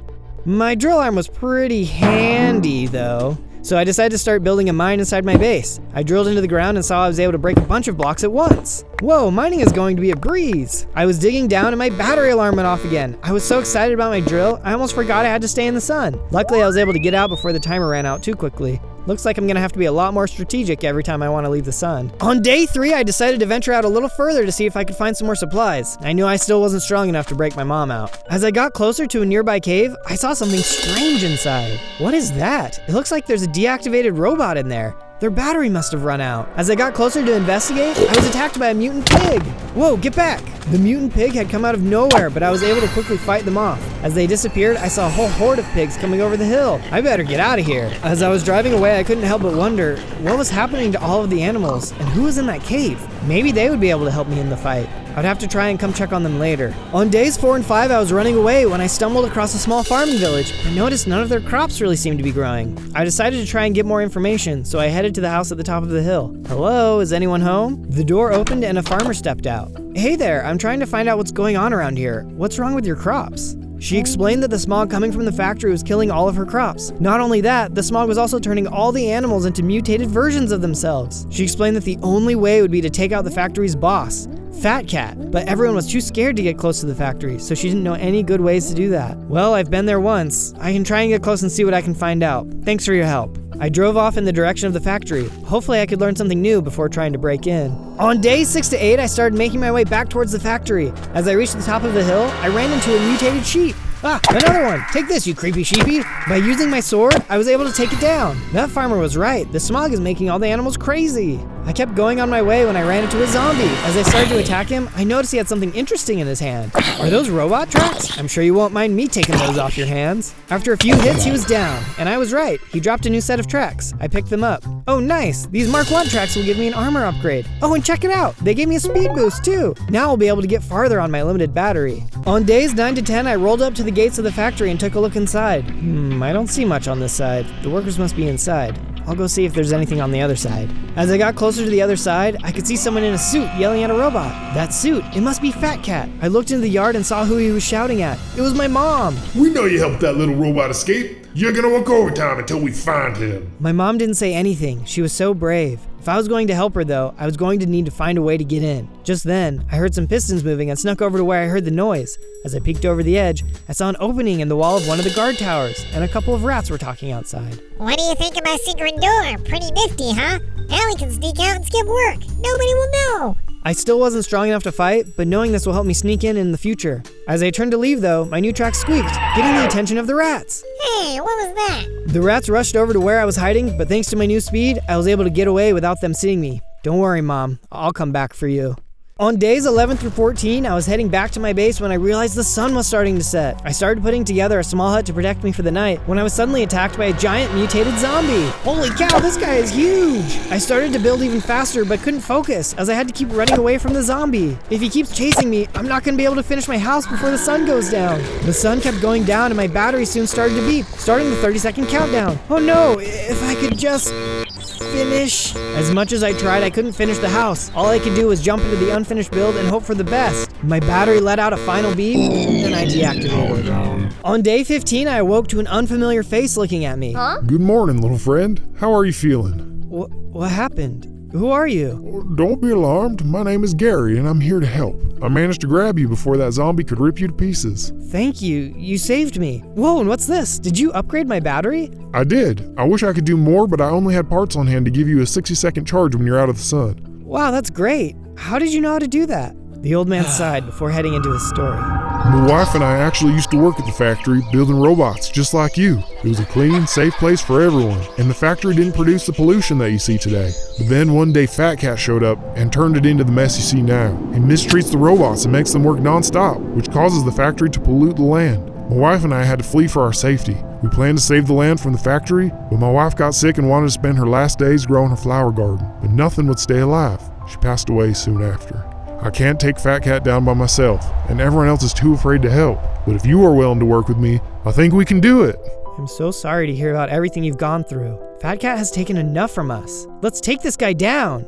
On days 16 to 19, I left Gary's house and went to find a good place to build myself a base of operations. After a little bit of searching, I found a good spot to start building. I first cleared out the land, then got to work laying the foundation of the house. Then I put up walls to keep the mutants out, and finally, put up the base itself, making sure to leave windows in the ceiling for light to get in. Once that was finished, I filled the interior with everything I would need. Home sweet home. I hope this can be a place of safety for anyone who wants to help in our fight. That reminded me, what happened to that robot I saw in the caves? If I could just get a little stronger, I could fight my way past those mobs and see what was going on. On days 20 to 22, I woke up to sheep sounds outside my base. Oh nice, I could use their wool to build some things. I hurried to my base door and saw a bunch of mutant sheep outside. Oh right, I forgot everything here was green. Oh well, good to know my walls kept them out. I opened the door and started to fight them. I noticed a little mutant bunny was also joining in on the fight. How'd you get mixed up with these bad people? I finished them all off, no problem. After the fight, I could feel a power surge and I suddenly grew into a bigger robot. Alright, I even gained 4 more hearts. I looked closer at my drill. It now had a diamond tip. Wow. I decided to go and give it a test. Looks like I can break blocks even faster than before. This is great. On days 23 to 27, I left my base to try and look for that robot in the cave. I had no idea if they would still be there, but maybe they could help in our fight against Fat Cat. Since I had just gotten my new upgrades, it felt like the right time to try again. Before I got back to the cave, I stopped by an abandoned mine shaft I had seen earlier. I'm going to need a way to transport the robot back, so I can take these old rails to do it. I soon gathered up all the rails and found myself looking over the cliff to the cave. It looked like the robot was still in there, so I rushed down the hill and attacked the mutant pigs. I'm not gonna run away this time. They put up a good fight, but my new abilities were too much for them. I fought as hard as I could and won. Finally, now I can get this robot out of here. Looks like they're deactivated. I quickly laid down some tracks, got the robot into a minecart, and started heading back to the base. On days 28 to 32, I arrived back at the base, and I saw Gary had moved a lot of his supplies in. This will help us coordinate our plans much easier. Gary, I found this robot out in a cave. Do you think you can help her? Oh, I recognize this model.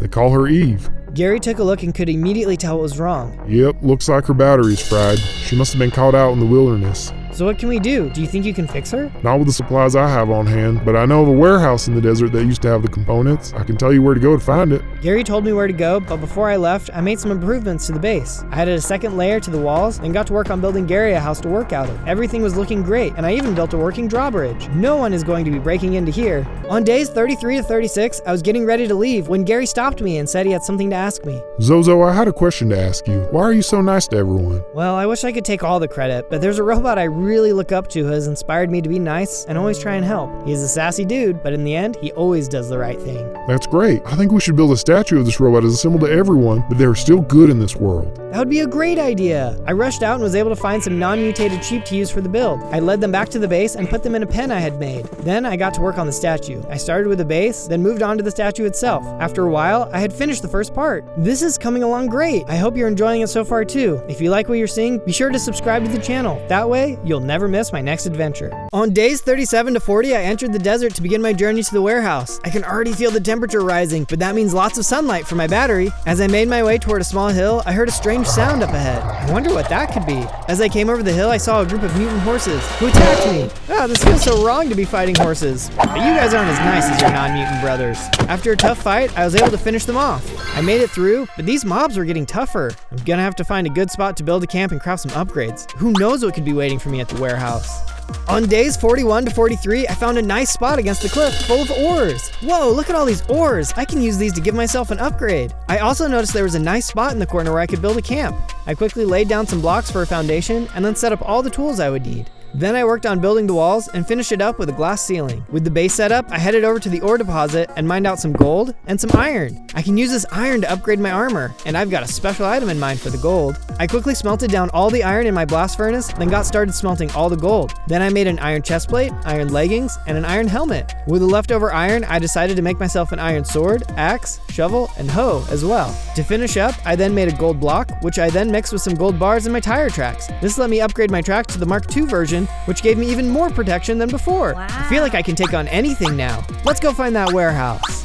From days 44 to 49, I left my house to finally find the warehouse. After a while, I could finally see it. That must be it. I hope the parts we need are inside. As I entered the building, I could see the place was in ruins. This place has been completely picked apart. It looks like I might just have to head home and figure something else out.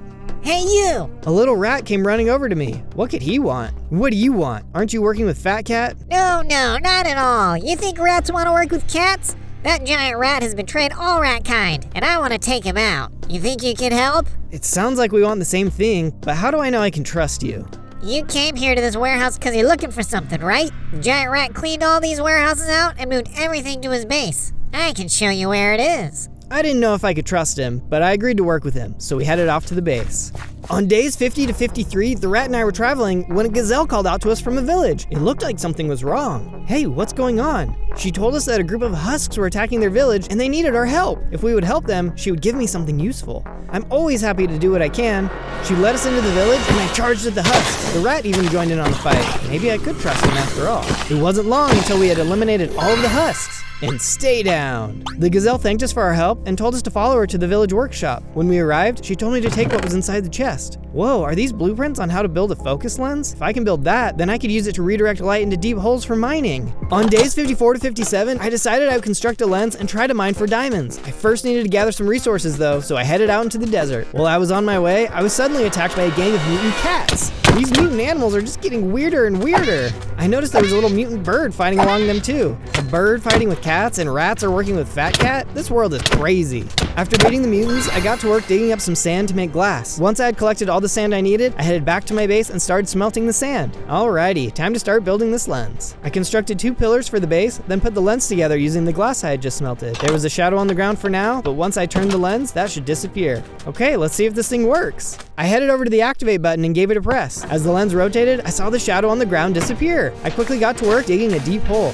It's nice to not have to worry about my battery running out. Once I started to hit bedrock, I built an angled mirror at the bottom so I could do some strip mining. The mirror was able to reflect enough light for me to be able to start mining to the side. Before long, I mined into a room full of diamonds. Amazing, this is just what I needed. I quickly mined all of the ores that I could and then headed out of the mine to craft. On days 58 to 62, I headed into my base to start crafting with the new materials I had just mined. I noticed that while I had been down in the mines, the rat had made himself a small hut off to the side of my base. Pretty cozy. Back at my crafting table, I made a diamond chestplate, helmet, and leggings. With the remaining diamonds, I also made myself a sword. Feels good to know this armor will keep me safer than before. The fight against Giant Rat will be a tough one. On days 63 to 66, I met the rat outside my base. Before we get going, is there anything else that I need to know? Yeah, you'll need all the support you can get. So anyone who is listening to this should subscribe and like the video. That ought to give you the strength you need. That's true. That would help a ton. The rat and I headed off to go fight the giant rat. We soon left the desert and entered the Badlands. As we made our way, we suddenly saw a pack of mutant wolves headed right at us. Mutant wolves now? This just doesn't even surprise me anymore. The rat and I launched into attack mode and fought against the pack. The rat was proving to be a good teammate and we were able to defeat them in no time. Nice job. I feel like we're making a great team. On days 67 to 70, we made our way to the edge of a cliff overlooking the giant rat's warehouse. Whoa, do you see that? Running into the warehouse was a huge pack of rats, all carrying different pieces of loot. We were definitely in the right place. All right, buddy, what's the best way in? I waited for the rat to reply, but he didn't say anything. Suddenly, I heard a bunch of squeaking and saw the pack of rats come screaming out of the building. They were headed right towards us. He had betrayed us. No, I thought you were my friend. Soon the rats were on me and I tried to fight them off. Oh no, there's so many of them. I don't know if I can get out of this one. I managed to take a few of them out, but it felt like a fight I couldn't win. And I was right. The rats injected me with something that depleted my battery and I shut down. While I was shut down, the rats pushed me down the hill into the warehouse and locked me away in a cell. On days 71 to 74, I started the day deactivated in the jail cell, when suddenly there was a huge explosion in the ceiling. The roof blew away, which let light come in, recharging my battery to full. As I turned back on, I saw Gary jump in from the ceiling. Gary, you're here! Come on, Zozo, let's get you out of here. Gary set some TNT by the jail doors and blew a hole in the bars. As we jumped through, we were attacked by the gang of rats. You guys aren't going to shut me down again. With Gary's help, we were able to fight off the horde of rats, but since we were out of the sun, my battery had started to deplete again. Don't worry, Zozo, I've got a solution to your battery problem. Gary took out his bazooka and blasted a hole in the roof, which let the sun come in. I quickly recharged. Let's take a look in these supply closets. I'm sure there's going to be some useful items. Gary and I started looking at all the crates, and there were tons of useful items. Netherite scraps. I can use this to upgrade my gear. I went ahead and grabbed the emeralds too, just for good measure. I continued moving through the warehouse with Gary blowing holes in the roof as we went. In the next room, we found even more supplies. More netherite scraps and healing potions. Whoa, and check it out, gold nuggets. Just what I need to make some netherite ingots. We'd gotten some good loot, but we still needed to get parts to fix Eve. There was only one place we hadn't checked, Giant Rat's office. On days 75 to 78, we reached the Giant Rat's office. Watch out, Rat Man, we're coming in. I punched the door open and headed inside with Gary. Giant Rat was inside on his desk. Eve's battery was on the wall behind him. Give us the battery or we're going to have to take you out too. This battery powers the one robot with the code to shut down Fat Cat's factory. You found it, didn't you? I know where your little base is. Once I've taken care of you, I'll destroy that little robot once and for all. We'll never let you destroy her. We're taking that battery and shutting the factory down. Just then, the Giant Rat leaped forward and started attacking Gary. We both pulled out our weapons and started to fight. Stay strong, Gary. We can beat this guy. The Giant Rat was really powerful, and my health bar got really low. But in the end, we were finally able to defeat him. We did it. Nice job, Gary. Let's grab the battery and get out of here. Gary? I turned and saw that Gary had been seriously wounded. Gary, you don't look so good. Come on, let's get you some help. There's no time, Zozo, but there's something you should know first. I was the one that hid the robot Eve away. She needed to be in a safe place. I thought telling you what code she contained would put you in too much danger. The more he spoke, the worse he looked. It's okay. Maybe you should sit down. Gary slumped down against the wall. You've been a great friend, Zozo. I know you can do this. She would have loved you too. She? I had hoped to see her flowers bloom one more time. My wife. Her name was Eve. Gary put his head down and he was gone. Thank you for everything, Gary. I won't let you down. On day 79 to 84, I grabbed the battery off the wall and left the office. I couldn't believe Gary was gone. As I headed down the stairs, I heard a familiar voice. So, now that the Giant Rat is gone, you need a new leader. And that leader should be me. This whole time, that rat was just trying to take over the rats. I couldn't let this stand. You cost me everything. I charged down the stairs and attacked the rat. I was so angry, I was able to defeat him in no time. All the other rats were so scared, they didn't even try to get involved. I've got to get this battery back to Eve and shut down the factory. I headed out to return to the base. On days 85 to 89, I arrived back at the base and put Eve's battery pack in. After a moment, she booted up and looked right at me. Hello, what's your name?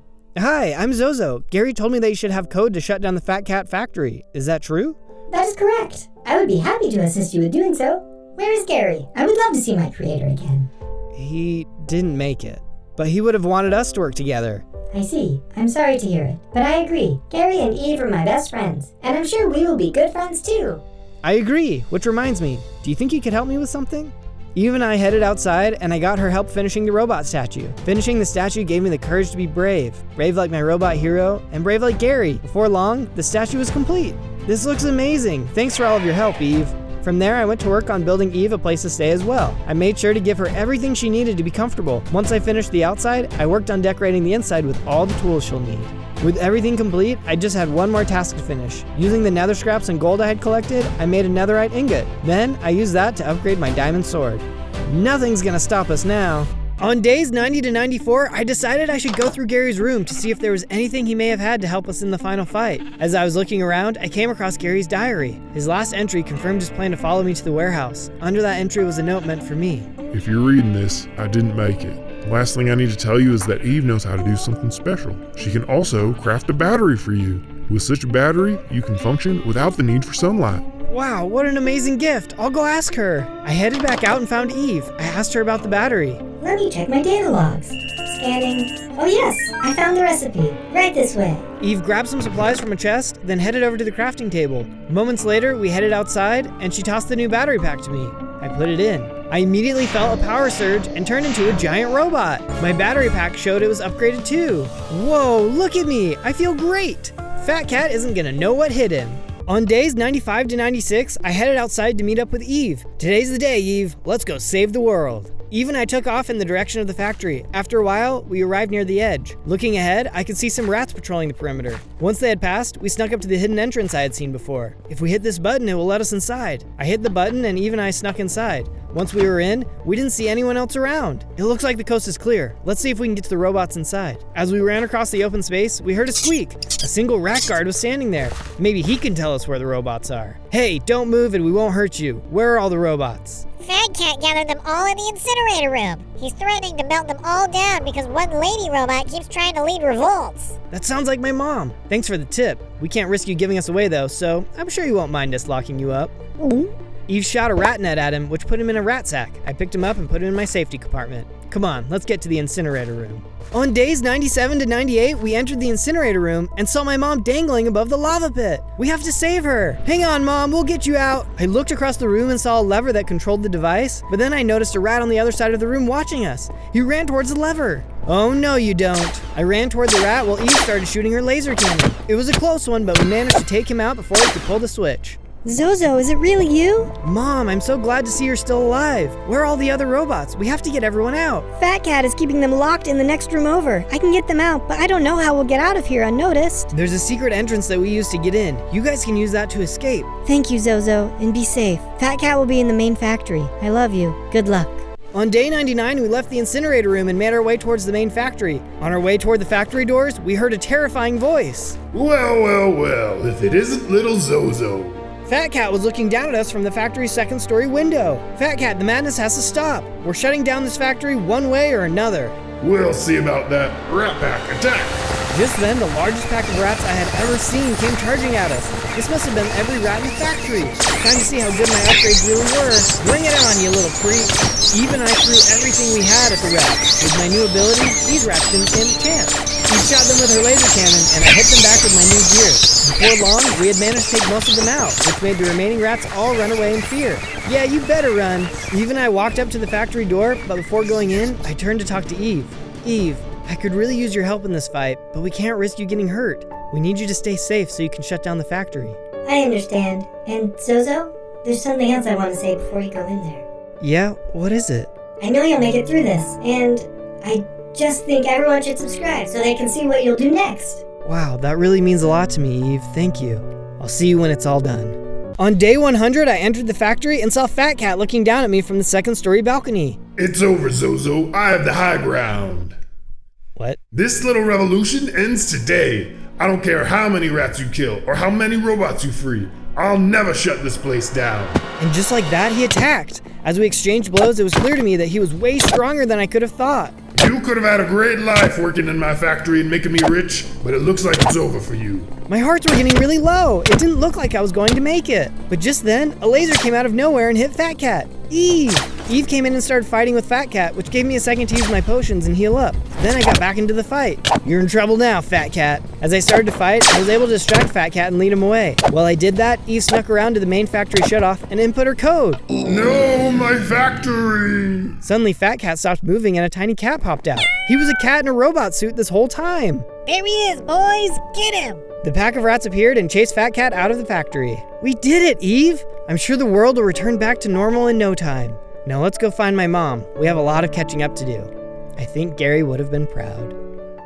On day 1, I spawned in as SHREK. I'm a powerful ogre. No wait, I'm a tiny baby ogre. Nice. Just then, I heard a plop and saw a slime was headed right at me. That's when I noticed I only had a few hearts. I've got to get out of here. I took off running. I was in no state to be fighting anything. Just when I thought I had gotten away, I noticed I had almost run into an entire group of slimes. Whoa, wrong way. I quickly turned and ran off in another direction. This swamp is a dangerous place. Luckily for me, I soon saw a cave and jumped inside. Whew, I think I lost them. I better lay low for the night. I looked around the cave and saw there were a few mushrooms. I picked a few of them and scarfed them down. Where is my family? I'll have to look for them tomorrow. I plopped down in the dirt and went to sleep. On day 2, I woke up and headed out of my cave. There's just got to be more people like me out there. I took another bite of mushrooms. Ugh, these mushrooms aren't very good. Ogres like me are going to need something better to eat than that. I'll have to figure that out later though. I started exploring the swamp when I came across a frog sitting on a lily pad. Hey you, excuse me, but have you seen any other ogres around? I have, but they aren't here anymore. I'm not sure what direction they went though. Well, at least I know there's some around here for sure. In the meantime, I decided I needed to start getting some tools together, so I started punching trees to collect some wood. With my freshly gathered wood, I then made myself a wooden sword. Then I made myself a wooden pickaxe. I took off into the swamp again, and soon saw a huge tree trunk sitting in a clearing. Whoa, this must have been a huge tree. I think this could make for a perfect place to live. I dug into the side of it and found that it was hollow. I got right to work and started turning the inside into a home. I only had some basic materials, so I wasn't able to do anything super fancy, but it was going to work great for a starter base. Soon, the hut was complete. complete. This will be much better than sleeping in a cave. On day 3, I stepped out of my hut and set off to look for the ogres the frog had seen. To my surprise, I soon stumbled across an entire village of ogres. I can't believe it! I found my ogre family! I walked up to one of them. Hi, you must be my dad. Your dad? Do I look like a man to you? I'm your mom, silly. Whoops, that's what I meant. What are you guys doing hiding so deep in the swamp? You haven't heard? All the king's horses and all the king's men are out here capturing us. The king hates ogres. Oh no, why would he do such a thing? What happens to the ogres he captures? He takes them and forces them to live in his dungeon. We don't really know what happens after that. We talked a while longer, then my mom decided to show me around the village. It was so nice to finally have a family. But suddenly, the village was attacked by a bunch of knights. Zozo, run! We'll try to hold them off. I ran and hid while the knights in my ogre family started to fight. They did their best to fight them all off, but it wasn't enough. They took my parents captive and destroyed anyone else who fought back. No, how could they? From my hiding place, I could hear one of my ogre brothers were stuck. Just then, a door opened and I heard a knight run up to him. A block broke as they dropped him through the floor. Am I next? That's when I started to hear explosions as the knights started placing TNT around the village and setting things on fire. Suddenly, I heard some TNT light right by me and an explosion sent me flying. A while later, I emerged from the swamp I had fallen into and saw the village was in ruins, but deserted. Except for a swamp pig, that is. Oi, ogre! Was it another attack by the king's men? Yeah, it was. I think I'm the only one left. They took my entire family. I'm sorry. This keeps happening to ogre families all over the swamp. Someone needs to do something about it. I agree, but I'm just a baby. Who could possibly fight off a king and his army? I have a hut not too far from here, though. Do you want to stay with me? It might be safer if we stick together. Safer? Did you see what happened here? The safest place for me is far away from ogres. Sorry, you seem like a nice guy, but I don't think it'll be safe for me. I understood and left to go back to my hut. I wasn't strong enough to fight an entire army, but the least I could do is make some simple tools to defend myself. I had found a deposit of cobblestone, so I got to work mining out as much of it as I could. Back at my hut, I got right to work, crafting myself a stone pickaxe, sword, shovel, hoe, and axe. Now, let's make some improvements around here. It was time to truly make this hut a home. Using the materials I had gathered, I began fixing up the room and giving myself a few more comforts. I might be here for a long time, so I made everything as nice as I could, given the circumstances. I even made myself a chimney. I definitely didn't want my house to be full of smoke. I also needed to have a food supply, which looked like it was going to be mushrooms for now. I had found a nice damp cave under my base, so I planted some mushrooms there.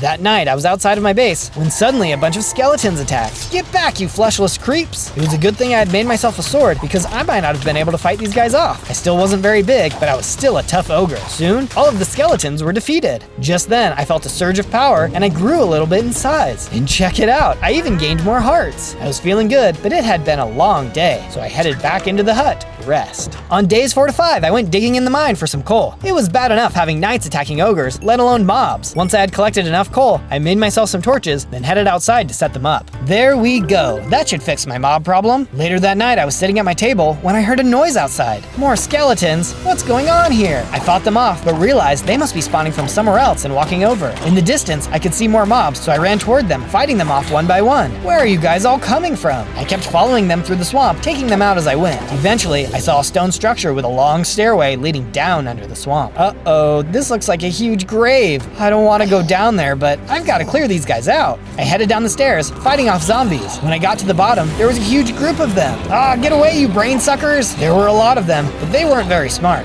I got them to all get in a line and started to quickly knock them out, one by one. Eventually, I managed to take the last one out. Phew, I'm glad I got rid of them, but where are they coming from? That's when I had a scary realization. What's inside of the tomb? I nervously cleared the top of the grave and saw there was a spawner inside. Oh, that's the issue. I quickly knocked it out. No more zombie problems for me. Just then, I realized I was really hungry, but I was still a long way away from my base. What was I going to do? I did pick up a bunch of rotten flesh from these guys. I guess it's my only option. I ate a bunch of it and started to feel funny, although it wasn't a bad funny, just a funny.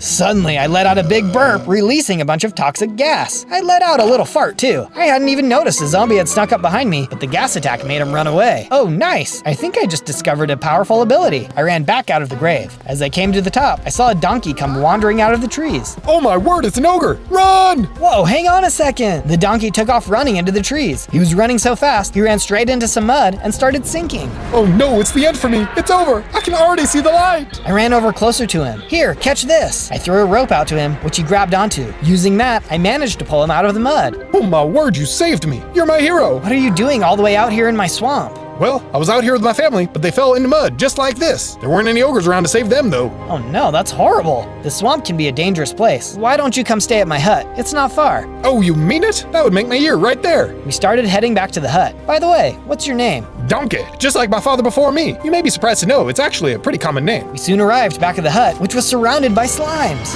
Hang on, I'll take them out. Donkey charged in without warning. He was a feisty little guy, but got hurt almost right away. I had to jump in too. Luckily, slimes weren't very strong, but there were a lot of them. Working together, we managed to clear them all out after a bit of work. That leg doesn't look too good. Come on, you can stay inside. Donkey ran inside and immediately jumped on my bed. This is gonna be fun. We can stay up late, swapping manly stories, and in the morning, I'm making waffles. Okay, I guess you can sleep in my bed. I walked over to the armchair and settled in for the night. On day 6 through 8, I started the day by working on a house for Donkey. He was a really nice guy, but I wanted my bed back. I was pretty sure he'd be over the moon when he saw it. Right as I finished, he came running over to me. He was super excited about the new house, but also about what he had found. Just behind the base was a bunch of iron. Nice work, Donkey. I'll go check it out. We ran over to where he had pointed, and sure enough, there was a ton of iron there. I got my pickaxe out and got right to work, mining it all up. With my pockets full of iron, I headed back to the base and filled the furnaces up with iron. While it smelted, I headed back outside to do some more work. I got down in the dirt and carved out a nice path between Donkey's house and my own. I felt like it looked really great. Now let's go check on that iron. The iron had finished smelting, so I used it to make an iron shovel, pickaxe, axe, hoe, and sword. I also had enough to make an iron helmet, chestplate, leggings, and boots. I decided to make Donkey some armor too, just in case he went recklessly charging into battle again. I went outside to meet him. Hey Donkey, I made both of us some iron armor. This should help keep us safe in case we get attacked again. Nice one, but what are we waiting around for? We've got armor. Let's go defeat the king and save your family. Donkey, you've got to stop being so reckless. If we just charge into things, we're going to get ourselves hurt.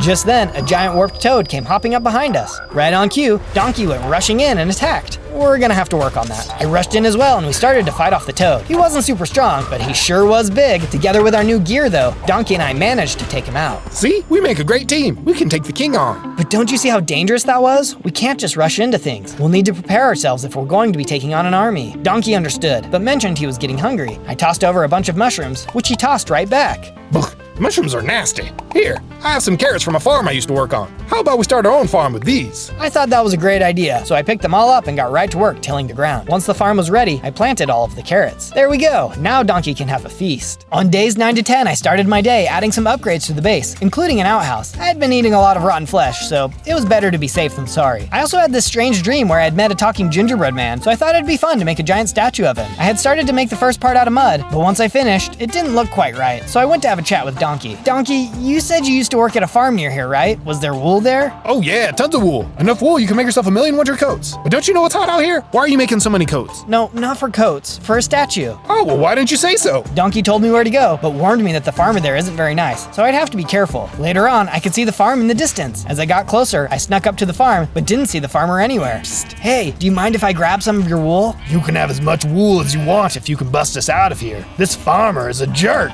Yeah, sure, I can help you out. Where is that farmer anyway? What, you didn't see him? You walked right by him. As I turned to look around, a stick broke beneath my feet and a tiny angry goblin came charging at me. He was making a crazy sound too. Oh, what the heck? Where did you come from? This little farmer goblin was nuts. I tried to talk sense to him, but he just kept making his crazy sounds while he tried to hit me. I took a bite of rotten flesh and could feel myself gassing up. I started letting the burps fly and eventually managed to take him out. Before I went to let the sheep out, I took a look around the farm. Inside of the barn, I found some shears as well as some cocoa beans. This is perfect. Now I can dye the wool brown. From there, I rounded up all of the sheep and headed back toward the base. We took a boat to get across the swamp, and I got right to work building them a new pen. Once their pen was finished, I dyed some of them brown and used the shears to collect the wool. I also took a moment to plant some of the cocoa beans so I could make some cookies later. Oh, and I almost forgot. Using some of the wool, I made an extra bed. There was no way I was going to let Donkey sleep in my bed again. I went and put his new bed in his house, which he was really excited about. On days 11 to 12, I was having a crazy dream. In my dream, I was running through a dungeon and could see my family locked behind bars. I tried to open the door to free them, but it wouldn't budge. Suddenly, I was in a tower that had a long flight of stairs. As I got to the top of the stairs, I saw a fancy door, but it wouldn't open. Nearby, I saw the key. Using the key, I was able to open the door. Inside was the most beautiful ogre I had ever seen in my entire life. She told me that the king was keeping all of the ogres captive, and she needed my help. Suddenly, there was a figure in the doorway. It was the king's henchman. I woke up in a cold sweat. That dream felt too real. It couldn't possibly be real, could it?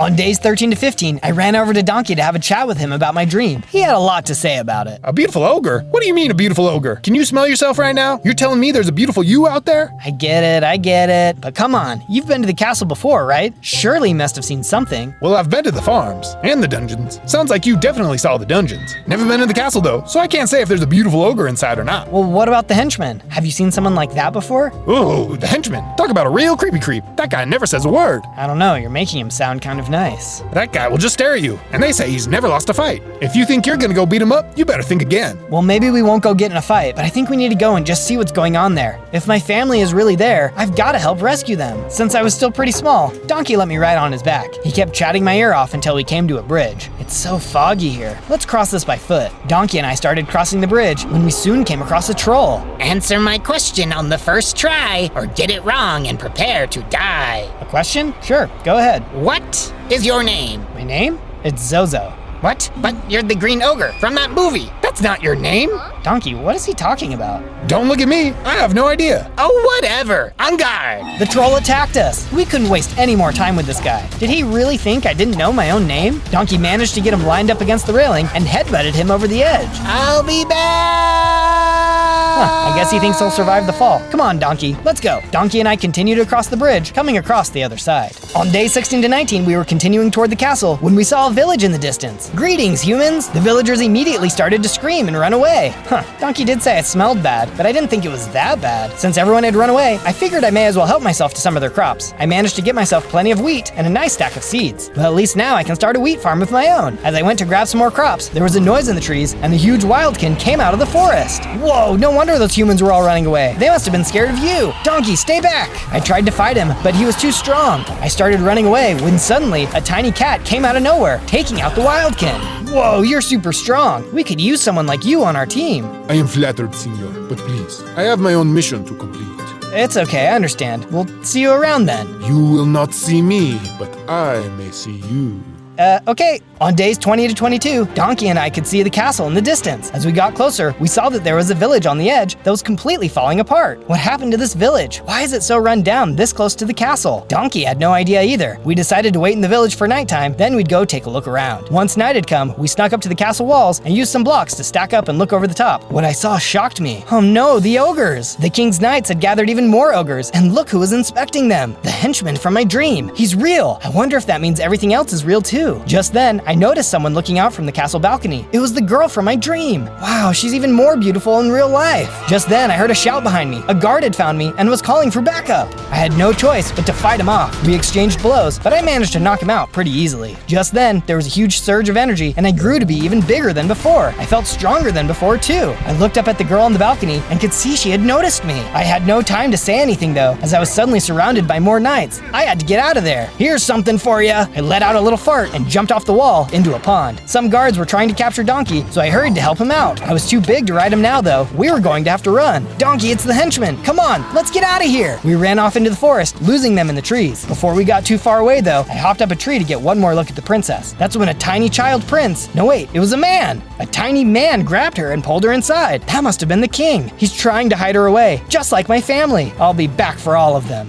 On days 23 to 26, Donkey and I arrived back at the base. I went to go look at the sheep and saw they had made a nice stack of wool for me. Turns out, they had been shearing themselves. Wow, these guys are even smarter than I thought. Yeah, we heard that. Then I went over to take a look at my cocoa beans and saw they had grown in. I'll be able to make even more brown dye now. Since I had gathered a bunch of seeds from the village, I also got right to work setting up a wheat farm. Rotten flesh gave me a superpower, but I couldn't just eat that all the time. Not to mention, I'm gonna be able to make cookies. Who doesn't want that? Next up, I got to work expanding the base. If I was going to rescue the princess and have her come back to live here, she needed to be impressed. I decided that I would make my base feel more like a castle, so she would feel just as fancy. With the improvements finished, it was finally time to get back to work on that statue. With my new brown wool, I was able to start building the statue the way I was imagining it. I thought it was looking a lot better. By the way, we're going to need all the help we can get in order to save the princess, so click the subscribe button or we'll never win. On days 27 to 31, I headed out of my base to go look for more supplies. As I explored, I realized the swamp had changed. I was in a mangrove swamp. This place was definitely much more spooky than the swamp I called home. But why are there so many bats? I was so distracted distracted by the bats, I almost didn't see the zombies and skeletons who attacked me. Uh-oh, don't get too close to me, get away! I got some hits in, but there were too many of them. Their arrows were really starting to hurt too. And just when I thought things couldn't get any worse, even more zombies and skeletons jumped into the fight. I think this might be the end for me. When all hope seemed lost, another ogre suddenly came running over. He was really strong too, knocking mobs out left and right. Whoa, where did you come from? This ogre even used a burp ability, but it was way more powerful than mine. He also had an explosive fart attack that was really clearing the place out. Together, we fought off the rest of the mobs and finally had a chance to chat. Thank you for saving me. I thought it was the end for me. You're strong, but you could be stronger. Come with me. The ogre led me deeper into the swamp, and we eventually came across a small hut. I like your house, but what are you doing out here all alone? I used to live with my family, but the king's men came and captured them. I was much weaker then, so all I could do is run away. I've been out here training and honing my abilities, so that one day I could save them. Well, you seem pretty strong to me. Why haven't you tried to save them yet? The truth is, I'm too scared. Saving you is the first time I've really tried using my full abilities in a full fight. It works, but I don't know. Well, maybe if we fight together? Although I'm not nearly as strong as you are. Well, that's not a problem. I can teach you everything I know. That would be amazing. On days 32 to 35, my training began. My new friend, whose name was Greg, had me doing all kinds of crazy exercises. First off, I had to run around a track, which he said would help build up my endurance. After a few laps, we headed over to the bag to get some punches in. Smack that bag like you mean it. What are you, a pixie? After that was the scariest one, walking the beam over a pool of lava. Greg seemed to really enjoy watching me do that one. Next was parkour. Jump, Zozo, jump. Deliver the unexpected. No one is ready for a leaping ogre. Next was swordplay with the dummies, but more than that, I was learning to fight multiple bad guys at once. After that, I ran over to the rope climb and made my way to the top. Done! That wasn't so bad. Yes, good for you. Now do it again. After many hours of training, Greg pulled me aside to chat. Okay, let's see that burp power of yours. What are you using to power it? I ate some rotten flesh and let out a burp. That's really not bad. But to truly complete your training, you must defeat the King Slime. Greg told me where I needed to go, and I set off for my next challenge. After a while, I could see the King Slime hopping atop a hill, wearing his crown. Bring it on, Slime Ball! I jumped into battle, swinging my sword. I had fought slime before, but this guy was definitely stronger than any of the other ones. His jello punches were certainly powerful. If I can just remember my training, I can defeat him. I thought about the jumping, the balance, the strengthening. All of it had built me for this moment. I swung my sword for a final time, destroying the Slime King. Got him! I noticed that he had dropped something. Suspicious stew. Oh, gross. This is probably made of slime. At least I don't have to eat it. I took off to go tell Greg that my training was complete. On days 36 to 39, I had arrived back at Greg's house. Well, I've done it. I defeated the Slime King. Very nicely done, but your training is not complete. What do you mean? I thought I just had to beat the Slime King. There's still one more thing to be done. That suspicious stew? Eat it. Oh man, you can't be serious. I took out the stew and drank it down. My stomach started to rumble. This didn't feel right. Suddenly, I let out a huge fart, blowing a hole in the wall. Whoops, I didn't mean to do that. But now you can mean to do that. Your fart ability is now yours to control. We got right to work fixing up his shack. I was really excited about my new power. Once the shack was fixed, I invited Greg to come live at my base with me. Thanks for the offer, but I think I'll stay out here and continue my training. But here, take these enchantments. They will help you be faster in water and do more damage to the undead. I stepped over to Greg's anvil and added the enchantments to my sword. I was already feeling better about my chances. I soon left Greg's house and started journeying back to my base. Along the way, I ran into some more zombies and skeletons like before, but this time, I was all powered up. With my new fart power locked and loaded, I managed to blow them out of my way while I hit them with my sword. Amazing that only a few days ago this would have ended me, and now I could fight them off with ease. On days 40 to 43, I arrived back at my base, but it was under attack. As I got closer, I could see a Zautar was attacking. Hang on, Donkey, I'm coming to help.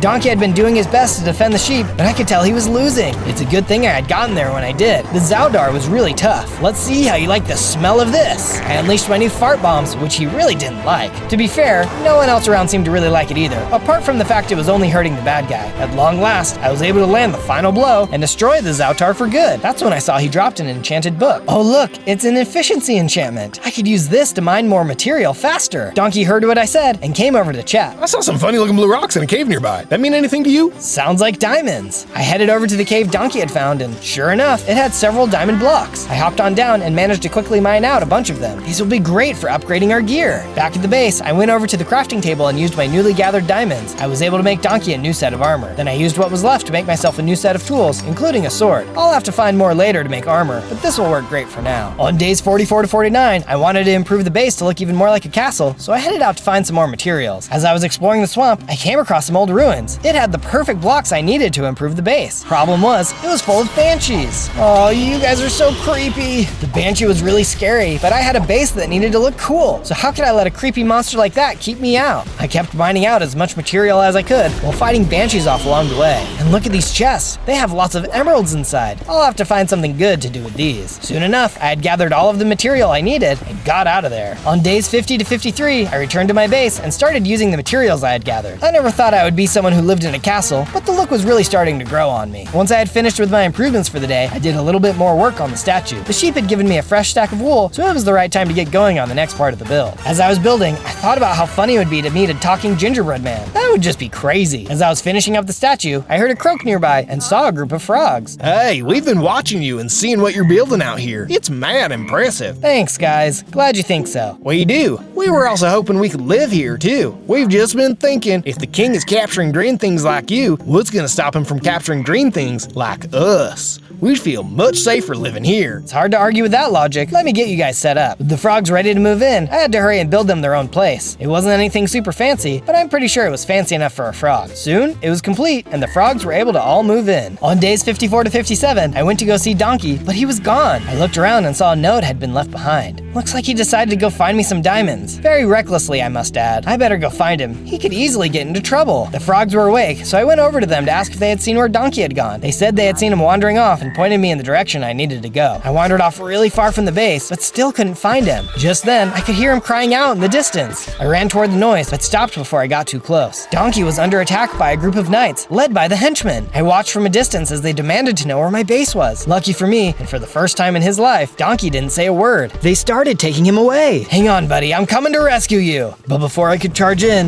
a Zoutar started attacking the group of knights. The henchman quickly swung his sword and defeated it in no time. Oh man, he beat them so fast. There's no way I could take him on now. Best thing I can do is follow them. As I followed the band of knights, we soon arrived in a savannah where I could see they were taking Donkey into a fortress. This must be the henchman's personal base. I'll have to get geared up and come back. Stay strong, Donkey. On days 58 to 62, I made my way to Grek's hut out in the swamp. I was going to have to get a lot stronger if I was going to save Donkey. I soon arrived and met up with Grek. I have bad news. Donkey has been captured by the henchmen. I need to get stronger so I can rescue him. Well, the henchmen, you say? I may have something that can help with that. He explained that he had been working on special ogre armor, but needed some specific materials to finish crafting it. But in order to get it, I had to travel to the Mushroom Islands. Blah, more mushrooms? I thought I had left those behind for good. But for Donkey, I'll do it. I traveled back out into the world and eventually made it to the Mushroom Islands. As I walked along, I was suddenly attacked by a bunch of mungai. Eating mushrooms was bad enough. Now I have to fight them too? These guys were a crazy little bunch, and I was getting sick of them trying to hurt me. I wasn't strong enough to fight the henchmen, but I was more than strong enough to knock these guys out of the way. Just then, I saw something terrible. Is that a giant mungus? The monster was throwing mushrooms at me too. It felt like this entire place was made just to taunt me for my dislike for mushrooms. I managed to get cover behind some giant mushrooms and jumped out to strike. The strategy worked well, and eventually I landed the final blow. That's enough living mushrooms for me. I saw the giant mungus had dropped a deathcap mushroom. This must be what Grek was after. Just then, I felt my strength begin to grow, and I grew into a full-sized ogre. And look how many hearts I have now. On days 63 to 66, I had left the Mushroom Islands and returned to Grek's house. Zozo, look at you. You're all leveled up.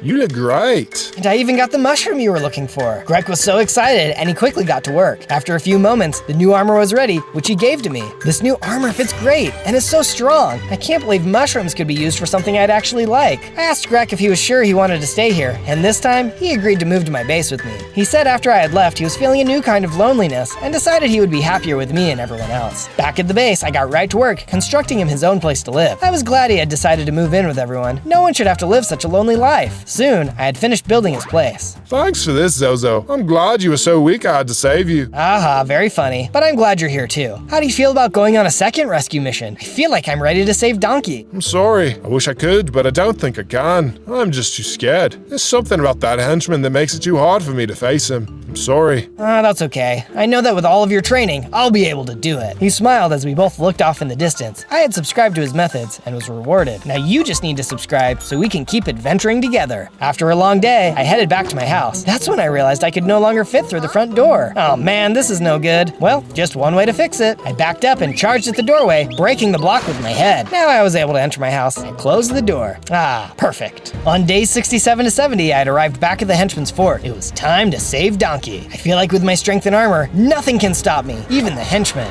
I ran up to the fort, knocking guards out of my way. I used every attack I had, doing my best to take as little damage as possible. The new armor was pretty amazing though, and I felt very protected. There were a lot of knights here, but I wasn't afraid. Don't worry, Donkey, here I come. I kept pushing and knocking knights out of my way. As I fought, I had also picked up a crossbow. I figured that might come in handy at some point. Eventually, I had made it outside the henchman's room. It was time. On day 71 to 74, I stepped into the henchman's room. I could see him sitting on a throne. Donkey was nearby too, trapped in his cage. He was pretty happy to see me. Zozo, you're here! Let my friend go, or prepare to be destroyed. The henchman didn't say anything. I guess you really don't talk, do you? Aha! We leapt into battle, exchanging blows. It was made clear really quickly I wasn't ready for this fight. Even with my new strength and armor, I was getting beat. I tried my burping attacks and my farting explosions, and nothing seemed to hurt him. But just then, Donkey called out with some advice. Zozo, the switch! Hit the switch on the wall! That's when I noticed that it was connected to a cage hanging from the ceiling. I got the henchman lined up under it, then hit the button, dropping the cage. You did it! I'm saved! Free at last! Free at last! I broke Donkey's cage, letting him out. I saw that there was a treasure chest nearby, so I went over to search it. This thing is full of netherite. That must be how his armor is so strong. I collected everything so I could use it later. I also opened a note from the king. According to this note, the ogre from the castle is an actual princess, not just a princess to me.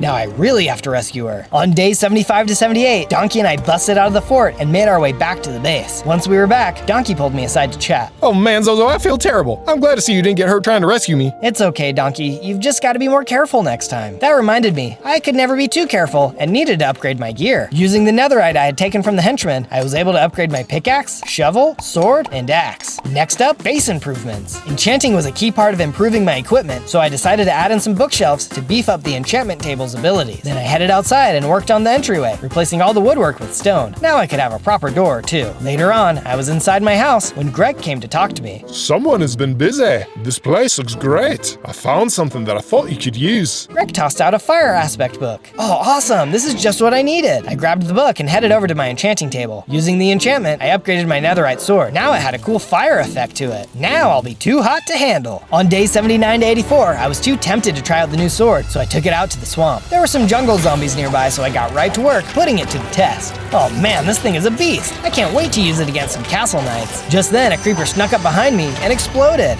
That really hurt. But what's that? The creeper's explosion had opened up a hidden cave. As I looked over the edge, another creeper exploded behind me, knocking me in. As I went into the cave, I saw it was filled with monsters. Why couldn't it have been full of jewels? Or even better, cookies? I kept fighting my way through, taking some good hits, though my new equipment was next level, and I was able to cut through many rounds of baddies. As I continued fighting, I soon saw the cave open into a bigger room with a big mushroom in the middle. What's the deal with all the mushrooms everywhere? Suddenly, the mushroom exploded, revealing a monster. Wow, why is this here? What was going on? It's like my entire life was mocking my distaste for mushrooms by making all the mushrooms I came across attack me. This just wasn't cool. Back off, you evil demon mushroom. Trust me, I don't want to eat you. This guy was super freaky, but I would rather eat a mushroom than be destroyed by one. I swung my fire sword and finally took it out. As he disappeared, I saw it dropped a giant mushroom. I picked it up, but saw its inscription said that I should eat it only in times of need. Who knows? Maybe it could come in handy. On days 85 to 89, I had made it back to the base and went to talk to Greg. I told him all about how well the sword had worked and even about my battle with the mushrooms. I don't think he believed me, but he said he did. I finally feel like I'm ready to try and rescue my family. It was then that I remembered how the ogre princess will need somewhere to live once we broke her out, and this place was far from being nice enough for royalty. So with that in mind, I got to work, adding even more upgrades to the base. Hopefully no one else would want to attack us, but if they did, we'd need to build a decent wall. It was going to be a simple addition, but I think it made a big difference. Speaking of builds, I decided it was time to finish the statue. I was really liking how the gingerbread man was looking. It was almost like he could start talking at any moment. As I finished up, I remembered I had planted ingredients to make my own cookies. I knew what I had to do next. On days 90 to 94, I spent the days gathering up as much wheat and cocoa as I could. I was going to need a lot of ingredients for all the cookies I had to make. If I'm going to bake these cookies right though, I need a proper kitchen. I thought the place looked a little classier with a better kitchen too. too. Once the kitchen was complete, I made as many cookies as I could. With all the cookies baked, I then spent the day passing out all the cookies to my new friends. I told them all how I was sad my family had been kidnapped, but was grateful for each of them. We really felt like a big, happy, adopted family. With all the cookies passed out, it was time to go to the castle. Before I could leave though, Donkey came to talk to me. Zozo, you really think I'm gonna let you go charging in there all alone? You'll have to let me, Donkey. You remember how dangerous it was. And plus, if things go wrong, everyone here will need someone to lead them. I can't think of anyone better than you. Donkey was really grateful to be so trusted and thanked me for being his friend. That was that, and it was time to go. On days 95 to 97, I was traveling back toward the castle when I came across a weird robot stuck in the sand. Hang on, little guy, I'll help you. I rushed over to him and dug him out with a shovel. Yahoo, thank you. I was worried my battery was going to run out. Hey, wait a second. Have we met? Are you serious? Of course we have. I'm you. Oh, that's right. I almost forgot I spent 100 days as a robot. That was one of the craziest adventures. That fat cat was so greedy. Oh man, tell me about it. It was also sad. We lost some good friends along the way. Very true. I'm hoping I can save some family and friends right now. Wait, you're in the middle of an adventure right now? What are you talking to me for? Go, go, go! The little robot zoomed away. Yeah, I better get going. But seriously, after this video, go check out my robot adventure. A while later, I arrived back at the village outside of the castle. I could see the place was full of knights who were being mean to the villagers. Hey you, leave them alone! I charged in and started taking out all of the knights. I wasn't afraid of anyone now that I was big and strong. Soon enough, the knights were all defeated and some villagers came over to me. Thank you for rescuing us. But you're an ogre? We had always heard ogres were evil. Yeah, well, it might be best to not always judge people by how they look or believe everything you hear. Some people might surprise you. Just then, I noticed more knights and rushed off to fight. I couldn't believe people could say such mean things about ogres. I had to hurry and save everyone. Then they'd see how nice ogres really are. On day 98, I entered the castle grounds. The guards continued to swarm in, attacking me like a pack of hornets. As I fought them, I noticed that I was being watched. Up on the balcony, I could see the tiny king and the princess. Don't worry, I'm coming! The tiny king pulled her back into the room. I had to hurry. I managed to fight off the rest of the knights, then headed into the tower. I entered the throne room, but the king wasn't there. The henchman, get out of my way. The henchman stared at me and said nothing. You give me the creeps. What do you think about this? I walked up to him and threw out a cookie. He picked up the cookie and stared at it. Even though he didn't say anything, I could tell he was confused. Distraction! Hi-ya! I swung my sword and hit him, lighting him on fire. He swung back and the fight was on. I couldn't back down this time, and there was no cages to trap him in. It was either him or me. How can you support the king? He's hurting innocent animals and ogres. The henchman didn't care and kept hitting me with his heavy blows. I was stronger, but he was still just as dangerous as ever. Our fight had led us to the top of some stairs and into a narrow hallway. It was a close battle, and I was starting to wonder if I could actually beat him. I managed to land a good hit when suddenly his helmet disintegrated and he was revealed to be an ogre. What the? You're an ogre? But wait a second, why do you look so familiar? Just then, the wall exploded and SHREK came through the wall. Zozo, wait! This ogre, he's my brother. Your brother? Just then, the henchman spoke. SHREK, you old softy, get out of my way. No, SHREK. I've been too afraid of you for too long. Zozo here has taught me what it means to be brave. Oh, how cute. You've got yourself your first friend. No wonder, you're both losers. Zozo, you go on and save the princess. I'll handle my brother. His greed has caused him to forget what matters in life. Handle me, will ya?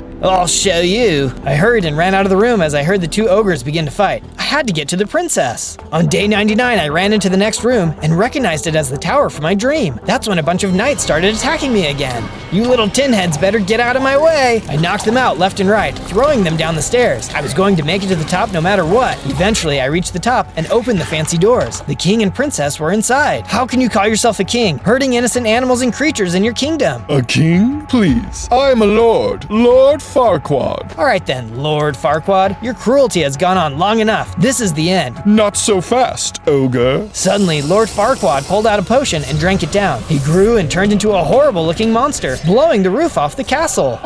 Oh, who is the big guy now? Wait, why is my voice an even higher pitch than before? Whatever. Bye-bye, ogre. He attacked. I don't know what he drank, but he definitely wasn't the little guy anymore. His hits really hurt. I managed to get some hits on him, but even on fire, he couldn't be stopped. You pesky ogres, your time is over. Just then, I remembered something. The magical growth mushroom. I was really hoping I'd never have to use this. Hopefully it helps. I gulped down the mushroom. It was disgusting, but it worked. I grew to a massive size, and I gained even more hearts. Oh yeah, I'll show you who the big guy is. It doesn't matter. I'll still defeat you. We jumped at each other and continued to fight. He was strong, but I was stronger. Why are you doing this? Why are you keeping all these ogres as prisoners? You see that ugly brute standing over there? I paid good money for someone to go and pick her up for me. And when she arrived, she had been cursed by a witch. How could I ever love something that looks like that? Wow, this guy was such a jerk. How could he be so mean? He had started doing ground attacks too, which did some real damage. They told me that she would look like that until she fell in love. Can you believe that? So I figured I could just get her to fall in love with another ugly ogre. Then once she was back to normal, I could take her back. But you ogres aren't just ugly, you're violent too. Clearly you don't understand how love works, and you definitely don't understand ogres. It was time to end this. I focused as hard as I could and landed the final blow. The fire then finished him off. He was defeated. Princess, are you okay? Yeah, I'm fine. Thank you for getting rid of him. By the way, my name is Fiona. Fiona, it's great to finally meet you. I'm Zozo. I'm sorry to hear you've been cursed. Is there anything we can do to help that? No, unfortunately, curse rules are curse rules. Only way to break it is if I fall in love. But you know what? I actually really like being an ogre. Every ogre I've talked to has been so nice. And besides, love takes time to blossom. It's not something that can happen overnight. That's true. Hopefully you find the right person someday. But in the meantime, could you help me? I have to rescue my family. I know where the ogres are being held. Follow me. On day 100, I followed Fiona down and into the dungeons. My family was all here. Guys, it's me, Zozo. I'm here to rescue you. Fiona and I broke all the cages, letting everyone free. They couldn't believe I had made it all the way here to rescue them. It was a great reunion. Before I left, though, I met back up with Greg. He was looking over the balcony and was sad. Greg, what happened with your brother? We had an epic fight, and I managed to corner him on this balcony. It was clear I was going to beat him, and he jumped over to the edge and escaped. Before he left, though, he said he was going to find himself out in the swamp.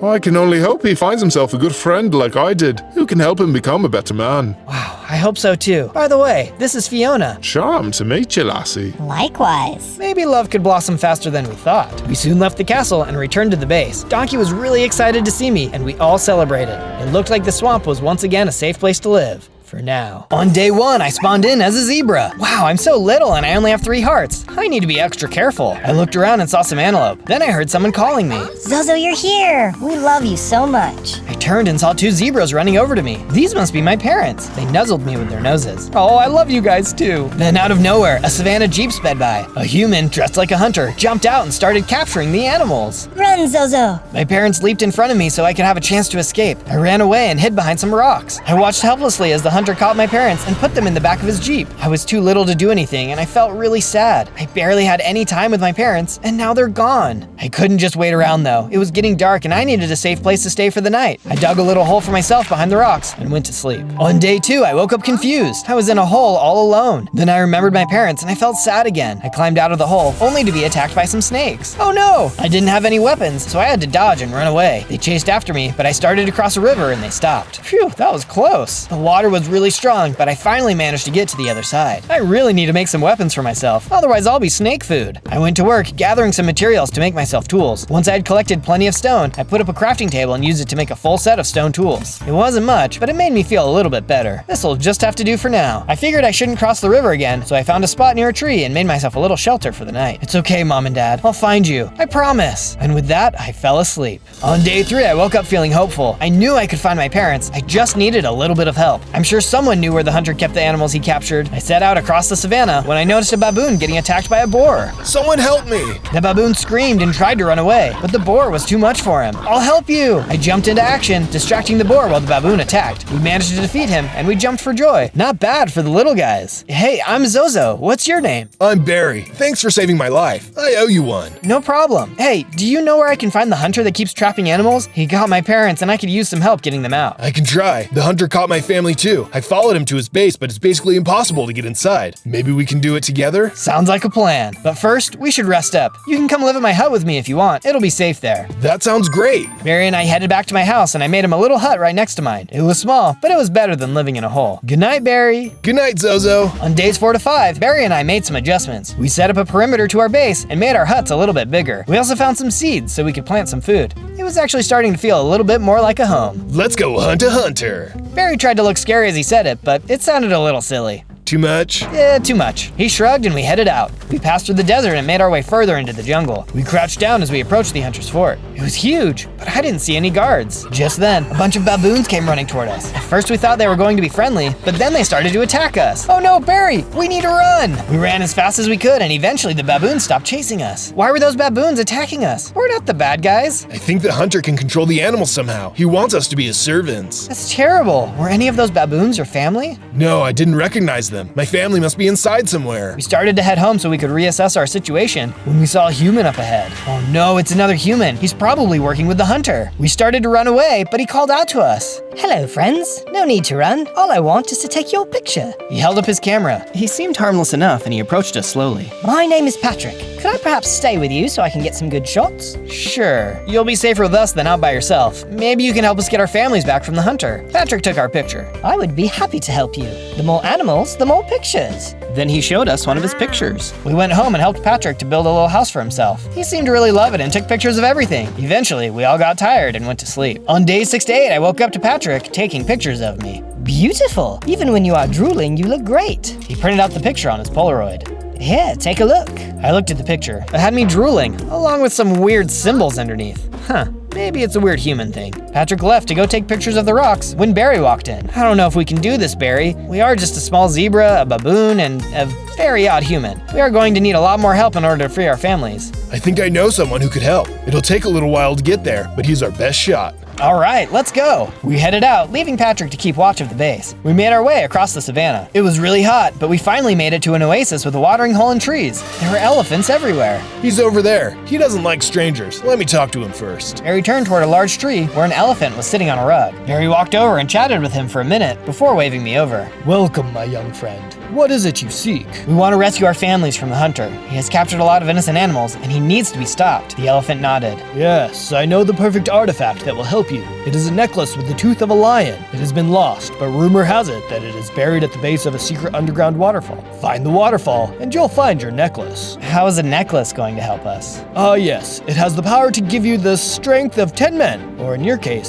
zebras. Oh wow, thanks so much. Barry and I were much happier as we went home. We could finally defeat the hunter. On days 9 to 10, we arrived back at the base. Patrick was taking pictures of some hippos he had befriended. Wow, what magnificent creatures. We talked to the hippos and found out that the hunter had taken some of their family too. We offered to make them a little enclosure in our base. After finishing up, they were very happy and thanked us for taking them in. I went out to go gather some materials and maybe locate the waterfall. I went back to the river because maybe the waterfall was close by. I crossed the river and saw the snakes that I had met before. Get back, you noodles! I smacked them and was able to defeat all of them. I really have gotten stronger. Maybe it won't be so hard to beat the hunter after all. On days 11 to 12, I kept exploring. I found a rock formation and inside of it was a cavern. I found some more materials and decided to go a little bit deeper. As I went down further, I was suddenly attacked by some nasty spiders. Oh, gross, none of that! I got a few hits in, but I defeated them all pretty quickly. It was then that I felt a surge of power and I transformed into a bigger zebra. Whoa, I feel amazing. I feel like I can take on anything. I continued down the cavern, hoping to find the waterfall, but there was nothing. I felt sad about that, but at least I'm stronger now. I made my way out of the cavern and headed back to the base. On days 13 to 15, I was making my way back to the base when the hunter drove by in his Jeep.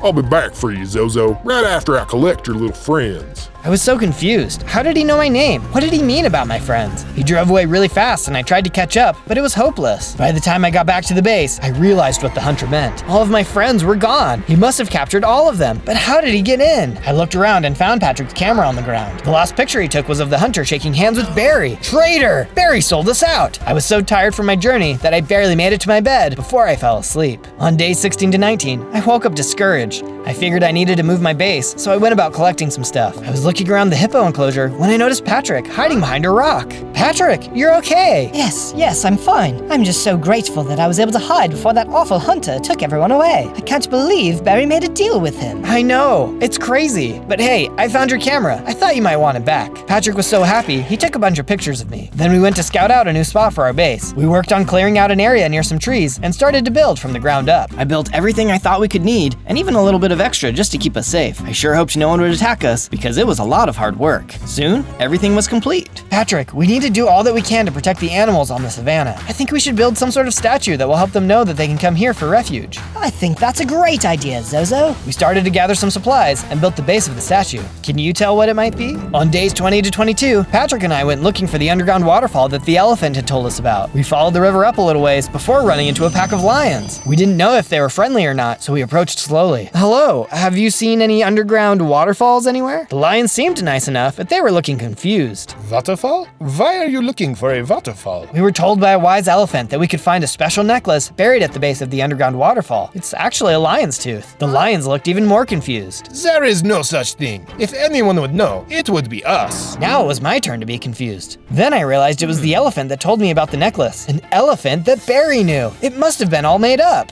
Come on, Patrick, we need to go find that elephant and see what he actually knows. Patrick finished taking pictures of the lions, and we headed to the oasis. Once we arrived, we noticed that all of the elephants were gone. Oh no, what are we going to do? I think I actually hear something over there. Patrick pointed to a large rock formation, and sure enough, an elephant was hiding. It was the elephant we had talked to before. Hey you, we need some answers. The elephant trembled. He actually looked pretty scared. Please don't hurt me. My family was captured by that awful hunter. Barry told me if I lied to you, the elephants would be safe. He's a traitor. The elephant looked really shaken up. I felt bad for him. I understand how you feel. Barry betrayed us too, and now the hunter has our friends and my parents. But if you come with us, you can have a safe home at our base. The elephant perked up. Oh, thank you. I would love to come with you. Of course. I don't think I know your name though. I'm Zozo. I'm Neville. Nice to meet you, Neville. We'll take care of you. We headed back to the base and made it home just in time for the sun to set. On days 23 to 26, I went to make some improvements to our base. I added some new fencing, a large garden, and fixed up a place for the elephant to stay. He seemed pretty happy about it, but I was feeling a little discouraged. What's wrong, Zozo? You've done a great job with the base. No way anyone is going to get inside. It's not that. I'm just upset that the lion's tooth necklace isn't real. It was my only hope to get my parents and friends back. I'm sorry you feel that way, Zozo, but guess what? The necklace is real. What? Then you didn't lie to us. We still have a chance to save my family. Well, it is real. It's just not a lion's tooth necklace. It's a special totem. It has the ability to turn you invisible, but it only works on those with pure intentions. That's perfect. It's going to be easy now. I guess I should also mention, the totem is guarded by a crocodile. Nobody can get past him. Between the three of us, I'm sure we can get the totem. Using the materials I had on hand, I made some weapons and armor for the whole team. Then I went ahead and passed them out to everyone. We were ready to fight. We locked the base up and headed out towards the river. On days 27 to 31, Patrick, Neville, and I went looking for the crocodile. We passed a group of hogs on the way, and they tried to attack Patrick. Hey, I only wanted a picture. He tried to run away, but they kept getting hits on him. Neville and I charged at them, and after a minute, we defeated all of them. Great job, Neville. No way is the crocodile going to get us. We started to head out when we noticed Patrick wasn't following. He was looking down at his feet. Hey, are you okay, Patrick? I just feel pretty sad. All I've done is hide or run away. I couldn't even save any of our friends earlier, and it just makes me feel useless. You're not useless, Patrick. You're a friend, and you've helped more than you know. We all have different strengths. Just use your strengths. Patrick seemed cheered up by this and nodded his head. Thanks, Zozo. You really are a good friend. Patrick hugged me, and then Neville hugged us. It was a little squished, but it was a nice little moment. Neville even managed to take a selfie with Patrick's camera. Nice! We kept trekking through the savannah, all feeling a little bit better about ourselves. On days 32 to 35, we finally reached a watering hole. This is the watering hole, but I don't see the crocodile. I looked around, and sure enough, it looked empty. Maybe he went to go hunt somewhere else. When all of a sudden, there was a commotion. I felt something try to grab me, and I ran out as fast as I could. Whoa, that was close. It was the crocodile, all right. He was just super stealthy. How dare you disturb me? Can't you see I'm resting? We didn't mean to disturb you. We just want the totem you were guarding. And why would I give it to you? There was a hunter driving through the savannah, capturing innocent animals. He's captured our family and friends. We only want the totem so we can defeat him. How do I know you deserve it? You could just be lying to me. Well, if I didn't deserve it, then it wouldn't work anyway, right? The crocodile paused. I suppose that is true, but I can't just let you take it. You have to earn it. Bring me the golden apples off of the tree on that hill, then you can have the totem. The crocodile pointed toward the hill. On top was a small tree. All right, we'll do it for you. Not all of you, only you, little zebra. Prove to me that you are worthy. I wasn't sure I could do it myself, but I had to try. A lot of animals were counting on me. Okay, I'll go. I headed up the hill to retrieve the golden apples. On days 36 to 39, I made my way up the hill. But it wasn't just a hill, it was a mountain. Wow, this is a lot taller than I thought. I finally made it to the top and saw the apple tree. Whoa, that tree is bigger than I thought too. How was I going to reach all those apples? Just then, a monkey with a fancy robe appeared right in front of me. Hello, traveler. Come to retrieve some apples, yes? Yes, the crocodile down the mountain needs them. Ah, yes. It's been a while since he has sent someone up here to retrieve some. The last wasn't so lucky. What the heck does that mean? I shall present a scenario to you, and then you must answer a question. Answer correctly, and the apples are yours. Answer incorrectly, and you will die. Wait, die? Are you serious? Here is the scenario. Two monkeys are traveling together down the bank of the river when they see a banana lying on the ground. It seems to be a normal banana. They look across the river and see a tree. In the tree is a third monkey. He seems to be gathering bananas. One of the traveling monkeys says to his friend that they should take the banana on the ground, since the monkey in the tree is already harvesting bananas. How should the friend respond? I thought about it for a moment. They shouldn't take the banana. It's not theirs to take. The monkey nodded and smiled. You are correct, young zebra. In fact, if they had taken the banana, they would have taken the only good banana, since the ones being gathered were indeed rotten. They would have taken the only banana that the third monkey could have found for days. He would have starved if he didn't have that banana. These are yours for the taking. Wow, thank you. Stay true to yourself and remember what is most important. I thanked him again and he disappeared, along with the tree. Whoa, where did they go? I didn't know, but I didn't want the apples to disappear too. I hurried to collect them before heading down the mountain. On days 40 to 43, I arrived at the base of the mountain. My friends had set up a little camp next to the watering hole. I went over to the watering hole where the crocodile was barely visible. I retrieved the golden apples, just like you asked. You've done well. The crocodile submerged for a moment before returning with a rock in his mouth. Use it well, young zebra. You have earned it. On the outside of the rock were those strange symbols, just like the ones in the picture Patrick took of me. Maybe it wasn't just a human thing after all. I twisted open the rock and saw the totem. There it is. I better hurry back to the camp. As I arrived back at the camp, Patrick tried to take a picture of me, but I immediately activated the totem and turned invisible. Whoa, Zozo, where did you go? He took a picture of nothing because I was gone. I walked behind him and then deactivated the totem. I'm right here, Patrick.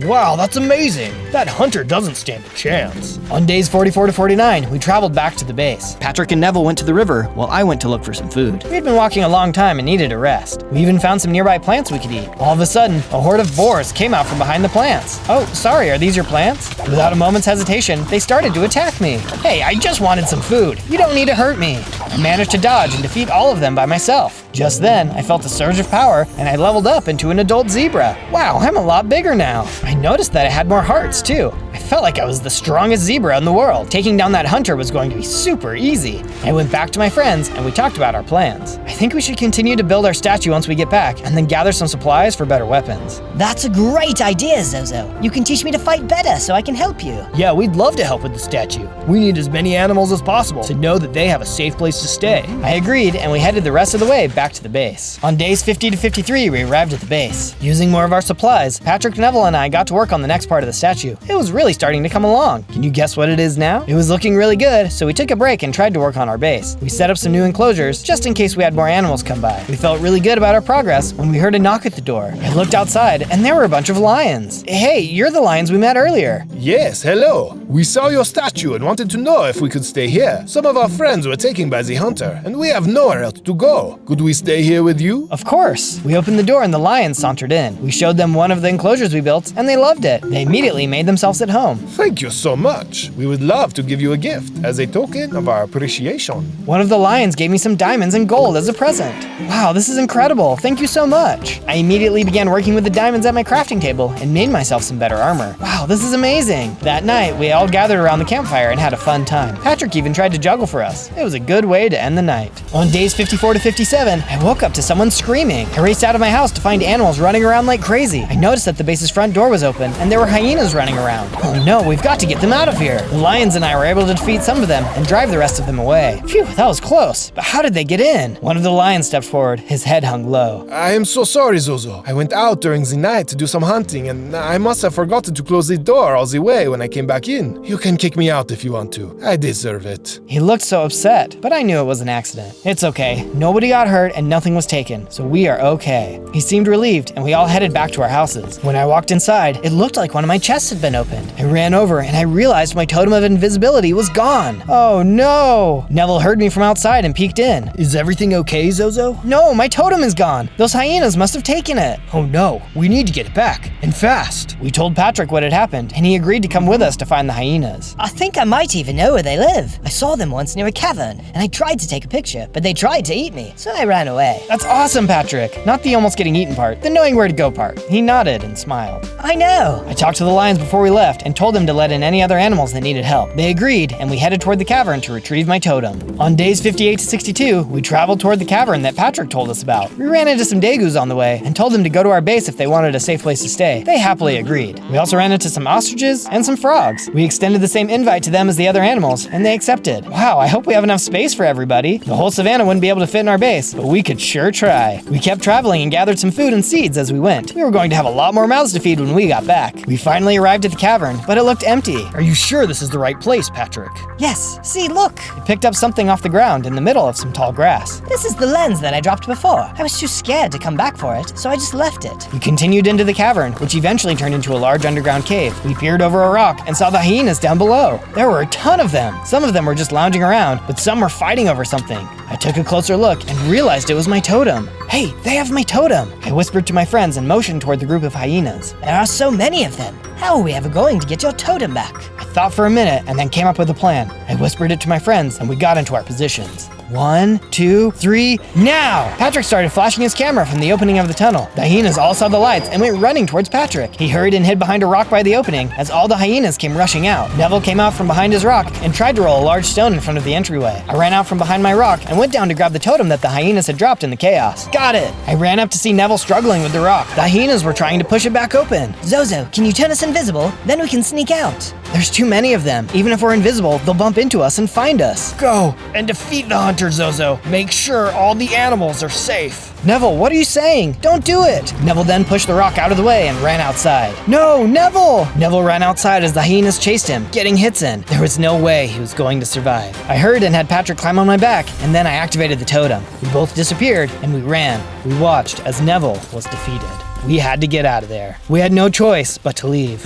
On day 63 to 66, we arrived back to the base. Patrick and I were very sad that Neville was gone, but we were going to make sure his sacrifice wasn't in vain. I had my totem, and there was no way I was going to let anyone steal it again. I made an even better safe and hid that in a secret spot in my room. Nobody would ever find it here. We helped all the animals in their new homes and planted some more food in the garden. We went to work on the statue, but noticed it was already finished. Who finished the statue? We did. The lions came up to me and all bowed at my feet. We owe you our lives, young zebra. We hope you accept our work on your statue as a way to show our gratitude. Wow, it's not every day that the king of the savannah bows to you. Thank you, but I'm not the true hero. Neville sacrificed himself so that I could get the totem back. You should be honoring him. Then we shall honor our fallen friend and build a statue of him as well. We all worked together and made a statue of Neville standing on the landing of our other statue. He was raising his trunk in triumph. It was perfect, and I knew Neville would have liked it. On day 67 to 70, I woke up to Patrick taking pictures of me again. Wonderful. Patrick, not now. I'm trying to sleep. Sorry, but I had a thought, Zozo. What if the totem gets stolen again? Or even lost while we are inside the base? We definitely need a backup plan. We should scout out the base, just in case. That's a really good idea, Patrick. Perfect. I'll meet you outside. Don't forget your totem, just in case. He left and I looked toward my safe. I actually felt safer with it here, so I didn't bring it. I would tell him later. We gathered the animals to let them know we were leaving. We told them that if any animals came by, they were more than welcome to stay, unless they were hyenas. And don't forget to shut the door all the way. One of the lions looked away in embarrassment, but he understood. All right, we will be back in time to make some final preparations. Then we will get our friends and families back. Everyone cheered to that, and we took off. On the way there, Patrick took some pictures while I gathered some seeds. We also ran into some small monkeys. We told them where our base was, and they started to head that way. It felt good to know that we were helping. On days 71 to 74, Patrick and I snuck around to the same spot where Barry and I had been earlier. We looked around the base, and it seemed bigger than the last time. I can't believe it. I looked where Patrick was looking, and I saw Barry. It looked like he had gotten bigger. There were other baboons there, and Barry seemed to be bossing them around. He sold us out so he could be the boss of the baboons? Well, I guess so. I still couldn't believe it. Barry had been my friend, and he seemed genuinely interested in helping me. Hey, Zozo, I'm glad you are my friend. Thanks, Patrick. Where did that come from? I was just thinking, and you've been really awesome to me. Just wanted to thank you for everything you've done. Then Patrick hugged me. Thanks, Patrick. All of a sudden, we were surrounded by baboons. How did I not even notice?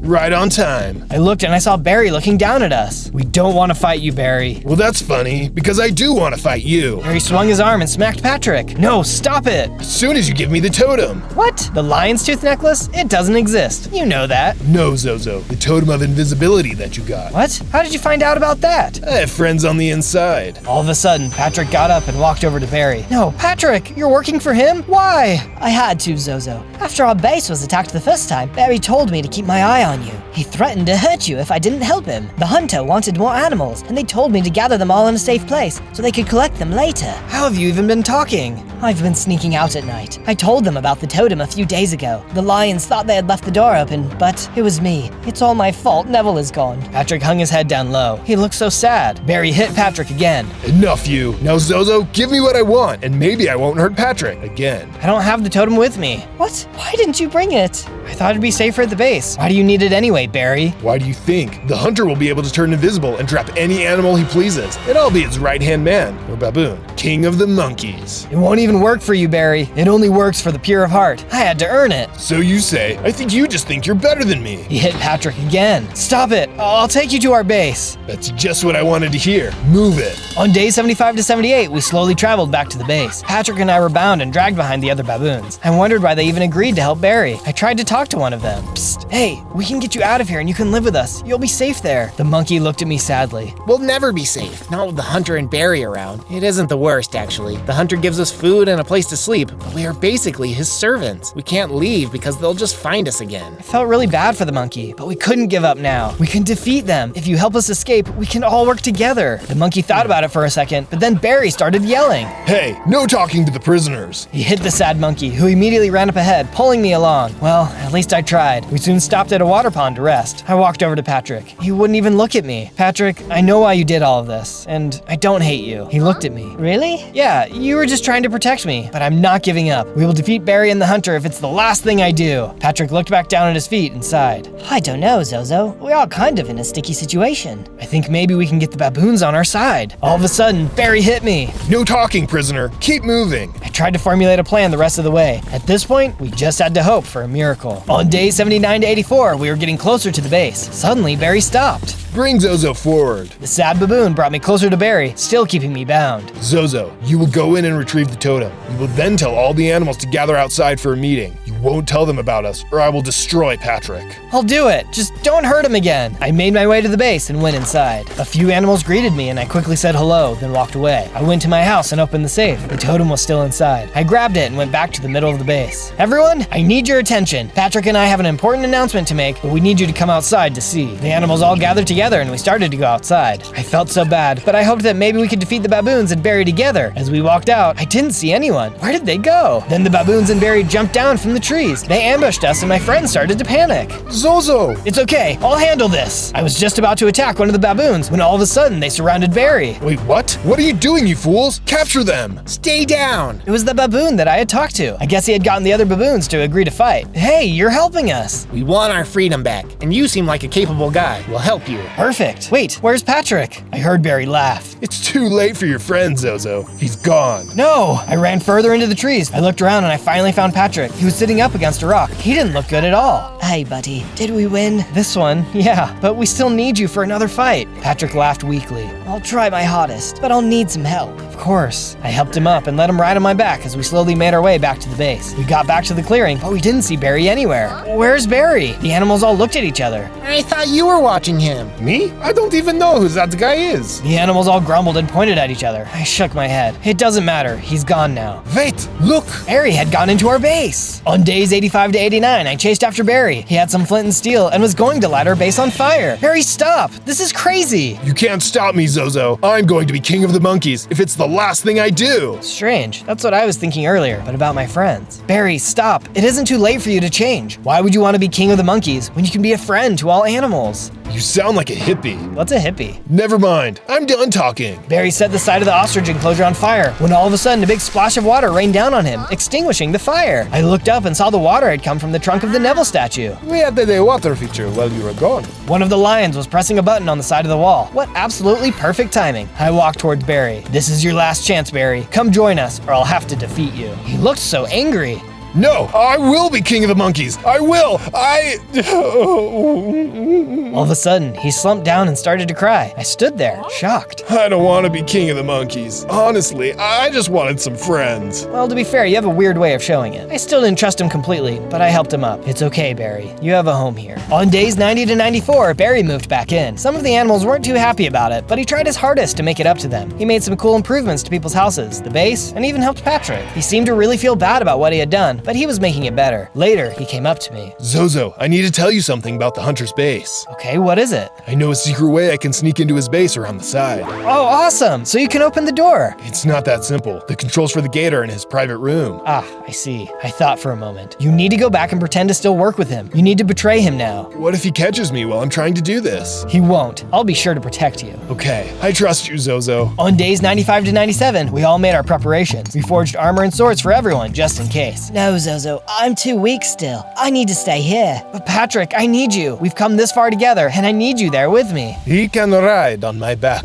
One of the lions bowed to Patrick. I shall carry you, and I will promise your safety, good friend. Patrick agreed. I'm proud of all of you. Today, we are going to rescue our families and our friends. The savannah will be free again. Everyone cheered, and we headed out to the hunter's base. On day 98, we arrived at the hunter's base. It looked the same as usual, which was good. Barry came up to me. All right, Barry, this is your cue. He looked nervous. It'll be fine. You remember the signal, right? He nodded. Thanks, Zozo. You're a good friend. He headed toward the side of the base and disappeared around the corner. We waited a few minutes, and then we heard a loud monkey call. That was our signal to go. Then we saw the front gate start to open. Good job, Barry. We charged through the front gate and into the courtyard. As we started looking around, I even saw my parents. Zozo! Mom, Dad, we're here to rescue you. My friend started working on getting the cages open while I headed upstairs. On day 99, I found the lair of the hunter. He had all sorts of animal pelts all over the place, and even more guns. Sheesh, this place gave me the creeps. I knew we would meet again, young zebra. I turned around, ready to attack. The hunter was there, but he was holding Barry hostage. Give me my friend back, Hunter. Oh, you mean this traitor? I don't think so. I think instead I'll just add him to my collection.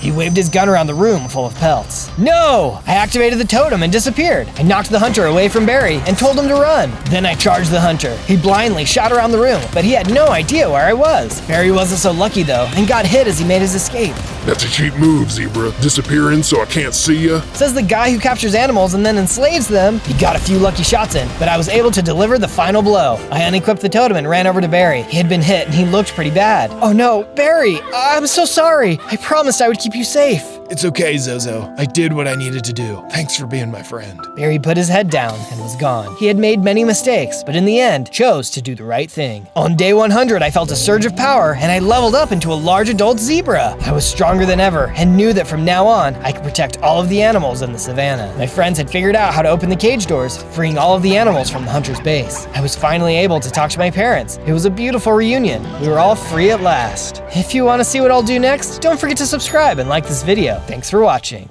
On day 1, I spawned in as a lava wither. Wow, I'm so little, and I only have 4 hearts. I can still hover in the air a bit though, and can I? Yes, I can throw flaming wither skulls. Awesome. They don't seem very powerful though. It looked like I was in a town of some sort. All of a sudden, I was attacked by some villagers. One of them threw shears at me. How rude, but I'm keeping the shears. Hey, I know I threw some wither skulls, but I didn't hit anyone. I wasn't doing anything to you. I hurried and flew away, slowly. I wasn't very fast yet. Man, that was mean, but I can't afford to fight right now. I found a little cave and managed to find a corner that seemed safe. Tomorrow, I'll gather some supplies. And with that, I fell asleep. On day 2, I woke up feeling refreshed. I better get some supplies so I can build a shelter for myself. I actually liked the cave I was living in, so I decided to stay there. I chopped down some trees, and as I hit them, I saw that the trees were catching on fire. Oh, whoops! Smokey the Bear is going to be so mad at me. I'd have to be careful about what I touched, since it seems like I was pretty hot, literally. I had enough wood to make some tools for myself though. They were simple, but they did the trick. Then I almost made myself a nice little nook in the cave, but the pickaxe broke. I went to craft some stone tools, and while crafting, the crafting table set on fire. Oh man, I'll have to figure out a solution to this. I noticed that my hunger bar was getting a little low, but I didn't really know what withers like to eat. I guess I would have to go out and try a few things. I flew around the forest and found some mushrooms and other berries. I tried them, but it seemed like withers didn't like mushrooms. Blech, looks like no fungi for this wither. I continued on and saw some animals. Maybe I would like some eggs or chicken. Sorry guys, I ate the raw chicken, but I didn't like that either, and it barely refilled my hunger bar. I explored some more, but it started to get dark, so I decided to head home for the night. I'll try looking for some other food tomorrow. Maybe a nice salad? On day 3, I went looking around for some plants and grass. I went for the grass, but it only dropped seeds. Then I had the idea to use the shears on it, and voila, I got some dried grass. I decided to eat some dried grass, and finally it refilled my hunger a decent amount. Weird, but whatever does the trick, I guess. As I was eating, I thought I saw something moving behind a tree. Hello? I didn't hear anything, so I assumed I was alone. I kept eating my dry grass. I went exploring and realized that I was on an island. The water was so clear and beautiful, I wanted to touch it. I reached out, and it hurt me. I don't think I like water anymore. I mean, I'm literally made of lava, so it makes sense. I made sure to gather up some grass for later. I flew away from the shore. I decided to explore closer to the center of the island. There were lots of trees and bushes. There seemed to be a mountain in the middle of the island. Wait, no, it was a volcano. Oh, wow. I flew a little closer to the lower part of the volcano and realized there was some lava inside. Ooh, that feels nice. All of a sudden, some lava spewed up at me, hitting me out of the air. Ouch! I quickly flew away and headed back to my cave for the night.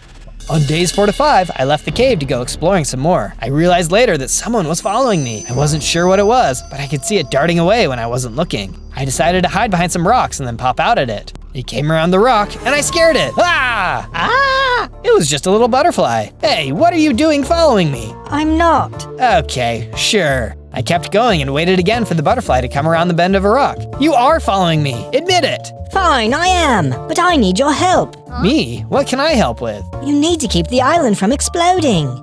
What? The butterfly sighed and flew away anxiously. The island has been shaking and there have been small lava explosions. The town wise woman said that the island is going to be destroyed with a huge explosion.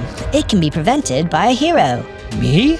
The town summoned you and you came, but one villager and his family were opposed to the whole thing, and he's the one that attacked you. Rude. Right? Anyway, you're our only hope.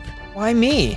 I assume it's because you're made of lava? That would make sense, but I have no idea how to do that. I need to talk to the village wise woman. Agreed. The butterfly, who called herself Vanessa, led the way. On days 6 to 8, we arrived back at the village. We saw a few people around, but not many. Those are the people who attacked you, Bruce and his son Bobby. Vanessa pointed out some villagers outside with some pitchforks. They were arguing with some of the other villagers. Here, I know how to get to the wise woman's house. Vanessa led me around the back of some houses when we arrived at a home with a bell hanging outside. Nice. I've been expecting you, young hero. I flipped around to see a wise old woman with a basket of various dry grass on the table next to her. I assume you are hungry. Yes, thank you. She welcomed us in and she made Vanessa some tea. You want to know how to defeat the volcano? Well, I don't even believe that I can. I'm so small. You can. You just have a few steps to take. She brought out what looked like an orb. I knew that the volcano would erupt someday. The villagers turned to me to help, and I gave them a solution, but some would not listen. They will seek you out to hurt you. They believe you are evil and have ill intent. Why would they think I'm evil? Some withers are, but that is a choice, young friend. You choose your path. And for the sake of our island, I hope you choose wisely. The orb suddenly started to glow, and I saw a figure inside. It looked like me, but bigger and stronger. You can gain the ability to control the lava and tame the volcano, but it will take time. You will need to complete tasks in order to become the hero we so desperately need. What do I need to do? Only you will be able to know. The volcano will speak to you. Speak to me? Interesting. It had gotten late, so the woman invited us to spend the night. On days 9 to 10, Vanessa and I woke up and went outside to collect some food from the old woman. Before we left, the wise woman said that in the vision, she also saw our struggles with setting things on fire. That's when she tossed out a cobblestone crafting table. Just what we need, thanks. Vanessa started to fly away. I need to take care of some things, but you should go see what Bobby, one of the villagers, is doing. I went ahead, and that's when I noticed a villager, who I assumed was Bobby, was outside among the other townsfolk. He looked angry. Then all of a sudden, he jabbed his pitchfork at an innocent villager. Defend them. Where did that voice come from? I decided to listen to it. Hey, leave them alone! I dashed over to help the villager and stop Bobby. Get back, you devil! We don't want you here!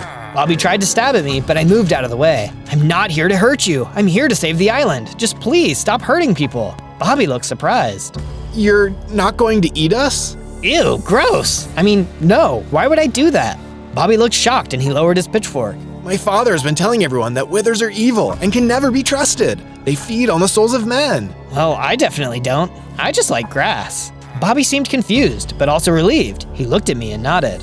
I will follow you, Tiny Wither. I know that I had my doubts, but you seem like you really care about our people and our island. And I did. I knew they were just trying to make their way in the world like me. We could all live together in harmony. Just then, Bobby's father, Bruce, ran out of the house with a pitchfork. He ran towards me, but Bobby blocked him. Dad, don't hurt him. He's just trying to help. Get out of the way, boy. You don't know what you're talking about. Then Bruce jabbed his pitchfork at Bobby. Defend them. Hey, leave them alone. I spun towards Bruce, pushing him away. As I did, I threw one of my tiny little flaming wither skulls at him. It wasn't much, but it did a little bit of damage. It also gave him some wither effect. You see, he's an evil creature. He will only cause pain and misery wherever he goes. I am not evil. The only evil here is you. And with that, threw another flaming wither skull. It didn't take Bruce out, but it did bring him down. Stop him. Make sure he doesn't hurt our friend again. Bobby smiled at me and chained Bruce up, took his pitchforks, and took him off to the jail. I'll come for you, Wither. You won't succeed in your evil plan. Bobby came back over as Vanessa flew back as well. Thank you, Zozo. Zozo. Thank you, Zozo. You are a welcome friend. All of a sudden, I felt a power surge through me, and I leveled up into a slightly bigger wither. I had more hearts, and my flaming wither skull seemed more powerful too. Then I heard the ethereal voice again. Well done, Zozo. I looked around, but I didn't see where it came from. Wow, neat. Vanessa flew around me and did a little happy dance? I don't know, but it looked fun. Wow, that was amazing. Thanks. Now let's see what my new wither skulls can do. I launched some skulls and saw that they did more damage than before. There was more room to grow, but this was definitely a good start. I felt amazing. I also felt a warmth in my heart. I think the voice I heard was the volcano calling to me. I defended the people, and it was happy. On days 11 to 12, Bobby helped me build a house in the village. Well, it was more like a nice cave in the side of a rock, since I would burn wood if I touched it. We figured that I should stay close. Vanessa flew in and saw that I was making a new home, and informed me that while she was gone before, she had decorated my old cave. And now that I was building a new place to live, she was sad I wouldn't be using her improvements. I told her not to worry, as I planned on bringing everything she had done in the old base to this new one. She seemed to like that and did her little happy dance. As I made my way to the cave, I noticed some spiders outside of it. They weren't too much of a threat, and I took them out easily. Easy peasy. I ate a bit of grass while looking at the new entrance of the cave, and one of the small spiders jumped up behind me and tried to bite me. I took it out with one hit. I went in and gathered my things, but before I could grab all of them, a huge spider dropped down from the ceiling. Aw, gross! Who you calling gross, you three-headed freak? Hey, that's not very nice. The spider lunged at me and I dodged around him. I was able to use my fireballs, but he kept getting hits in. I didn't think I could defeat him, but I managed to take him down. Phew, that was close. I guess I wasn't as strong as I thought. I still had a long ways to go before confronting the volcano. I gathered the rest of my things and headed back to the village. On days 13 to 15, I made my way back to my new cave. On the way, I noticed a small alcove and decided to mine out some materials. I found some cobblestone, iron, clay, blackstone, diorite, and of course, some flowers. Perfect, I can make these into better tools and armor. I can also use them to upgrade my base. I made my way back to the village with my new materials, excited about what I had found. When I got back, some of the houses were on fire. Vanessa flew up to me. Zozo, the volcano erupted. It was just a small one, but some fireballs fell down from the sky and burned up some houses. I looked around and knew I needed help. Bobby threw an empty bucket at me, and I hurried to the ocean to help take out the fire with the water bucket. Since I wasn't touching the water directly, I was fine and didn't get hurt. I asked Bobby to come with me, and we mined out some more stone. We needed to fireproof the houses, just in case. We helped the villagers make some improvements to their homes so they wouldn't catch fire again. It was hard work, but we all felt a little safer afterwards. Except I didn't get why the volcano was telling me to do things and then attacking people. There had to be some sort of explanation. While I thought about that, I decided to finish up my cave home by adding all of the things I had gotten from my old base. I also used some of the materials I had mined earlier, and last of all, I smelted down the iron so that I could craft some better tools and armor. On days 16 to 19, I woke up to the voice again. Be strong for them. I didn't know exactly what that meant, but I needed to find out. I went to the wise woman again and told her that the volcano had spoken to me. I also told her I didn't understand why it would attack the villagers. To answer that question, you must talk to Bruce. Bruce? The guy that tried to hurt me? Precisely. I didn't understand why, but I'm sure I would figure it out. Subscribe. Subscribe? Well, I guess if the volcano said it, then it's pretty important. I made my way out of the house into the jail cell where Bruce was being kept. I need to talk to you, Bruce. Never. He spit at me. Why do you hate me so much? He ignored me. I guess I could try again later. I headed out and went to find Bobby and Vanessa. I told them all about the volcano speaking to me and about Bruce. Bobby didn't seem surprised. My dad doesn't really talk that much. It would take a miracle to find out what he knows. Great, off to a strong start. I got back to my cave and made some better upgrades to my house. I even built Vanessa a little nook to stay in. She seemed to really like it. Thanks, Zozo. You're awesome. She really did know how to put a smile on my faces. On days 20 to 22, I woke up with that same voice in my head. Be strong for them. Can you at least tell me how? Silence. Great. I got up and decided to go out to the beachfront to look for some things and gather supplies. It was beautiful, but I had learned my lesson about water. Just then, a huge crab came out and tried to snatch me. Luckily, I was made of lava and I burnt him. Ouch, that's rude. I wanted to eat you. Trust me, you don't want to eat me. The crab looked at me, confused. You're not a shrimp with 3 heads? No, I'm a lava wither. Zozo, to be exact. A lava wither? Haven't seen one of those since the last one was summoned. Wait, there was another one? When? The crab clicked his claws for a minute and thought. Probably like 40 years ago. Something like that. That was a small thing then. This was new information. Thanks, you've been a big help. I would say thanks to you, but you're not a shrimp, so I'm even hungrier. And with that, the crab skittered away. What a weird guy. We had almost forgotten why we came to the beach, but then remembered and picked up some more sand. On days 23 to 26, I headed back to the village and started smelting the sand. Vanessa and Bobby came to say good morning. I told Bobby and Vanessa about what I learned from the crab. Another wither was summoned? I wonder why nobody ever mentioned it. Yeah, I wonder. I decided to talk to the wise woman again. She would have been around then, so she must know something. I confronted her and she sighed. I had hoped that Bruce would have told you, but I suppose I must. She grabbed her orb again and I saw images flash across it. About 40 years ago, 2 young men in the village decided to play with magic. They had read about withers and decided that they wanted to summon one. They grabbed the items required from a weird, magical room. They went about it correctly, but there are always risks. Once the wither was summoned, using magma blocks and wither skulls, it befriended the 2 young men. They kept it secret for a long time, but the wither wanted to be free. The boys promised that they would let him go, but they never did. The wither grew bitter and despised humans, especially the ones who had summoned him. One day, he managed to break free from its bonds. There was an argument between the 3, but the wither had had enough. He attacked the village and the 2 young men. Let me guess. Bruce was one of those young men. The other died trying to save Bruce's life. His name was Marcus. So what happened to the wither? It laid the village to ruins, destroying most, and then escaped, taking captivity in the volcano. It grew over time and now inhabits it. It seeks revenge on all humans, but it's been biding its time.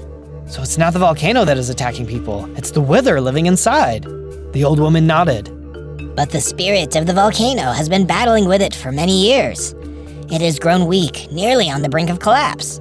That is why we need you, Zozo. You must restore the volcano and defeat the wither corrupting it. That was a lot to process. This wither had been growing for over 40 years. How could a small wither like me stand against something so powerful? On days 27 to 31, I woke up and knew where I needed to go. I went to Bruce and told him what I had learned. He looked tired today, not as angry.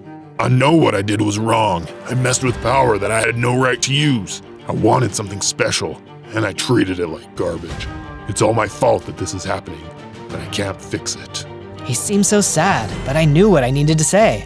That's why I'm here. I will protect you. All of you. Bruce looked at me and he smiled. I owe you my life, Zozo. Thank you. I unlocked the gate and let Bruce out of the jail. He couldn't embrace me, so he bowed a little bit instead. I will follow you, little wither. You are our strength. Just then, I felt another surge of power, and I leveled up into a bigger wither. I was now adult size. I felt that calm again, and then I heard the voice. Well done, Zozo. I was on the right path. Now, I just needed to prepare. On days 32 to 35, I tested out my new abilities. I could shoot bigger fireballs and could even fly faster. Bobby heard the explosion and came to take a look at what was happening. He was impressed. Bobby gave some materials and helped to set up an obstacle course with some targets to train with. We had to keep some water on hand though, so I wouldn't burn up all the trees. Careful, Zozo! I'm trying. I just have no idea what to expect. I'll be fighting another wither, and I'm not even sure what tricks he has up his sleeve. Just then, I saw Bruce. He came over and decided to help me out too. He showed me how to do the crawling exercise. I was too big for it, so I just flew over the obstacle. Bruce was not impressed. He then showed me how to aim my shots with some target practice. I think I'm getting the hang of it. I had hit the target, but Bruce suddenly drew his bow at me. He started shooting, and I successfully dodged some arrows, but some hit me. When he stopped, he told me he was trying to teach me how to dodge. You could have given me a heads up first, but hey, thanks for your help. No problem, Zozo. Anything for you. Anything? Within reason. Good to know. He smiled and we all headed back to the village for some food. When we got there was a commotion at the center square. What's going on? A small eruption came up out of the ground and swallowed a house. We looked and indeed, there was a large spot where the house should have been. Instead, there was a pool of lava. Was anyone inside? No, thank goodness, but it's not safe here. The villagers all argued until Bruce hushed them. We will take care of this. We will fortify the village and take precautions. The villagers seemed a little at ease, but still scared. I was going to give it my all to protect these people. I just needed to know what to do next. On days 36 to 39, I waited for the voice of the volcano to guide me. There wasn't anything, and I felt a little bit frustrated. Why aren't you talking to me? Nothing. I decided that I would just wait, patiently. or at least try to. Bruce and I helped to further fortify the village. He threw us some materials and we made some cobblestone walls. As we were doing so, Bruce brought up another idea. Hey Zozo, we want to build a statue in your honor. Also, as a reminder of hope. Do you have anything in mind? I thought for a minute and then told Bruce what I would like. He smiled. That sounds perfect. We gathered the needed supplies and started to clear a spot for the statue. We built part of the base and hoped to get it all done in a few days. Can you tell what it is? On days 40 to 43, we went out to explore the island. I guess I had some other things I needed to do before the volcano would speak to me again. We went looking around the volcano when something caught my eye. It was a large cave. I went in and saw that there were some diamonds. I quickly mined them all up, along with some other materials. With this, I can make some diamond armor. Neat! I noticed some lava running through a part of the tunnel and wondered if that's how the houses were being swallowed up. I tried to create some barriers just in case. It felt so nice and warm, I decided to take a break and enjoy the lava. Just then, I felt something grab me from behind. I managed to squirm around and saw a giant squid was dragging me into the water. I wasn't burning him because his tentacles were wet, so I was helpless. Oh no! He swam into the water, pulling me with him. When I touched the water, I solidified and was basically useless. I tried to gurgle to make him stop, but he kept swimming further and further down. I saw my hearts dropping and thought this was the end. Just then, the squid released me into an alcove. Out of the water, I transformed back into a lava wither. My warm heart was enough to melt the stone back into lava. Hey, there you go, friend. I have saved you. Huh? Saved me? You almost destroyed me. The squid looked confused. Wait, you're not Lily? No, who's Lily? My daughter. I looked around and saw some axolotls coming up to me. That's not her, Paul. You need to stop snatching people.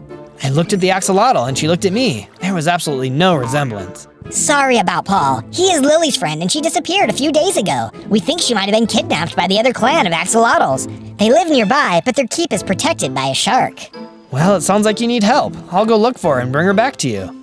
Really? Wow, that is so kind of you. Here, you will probably need this.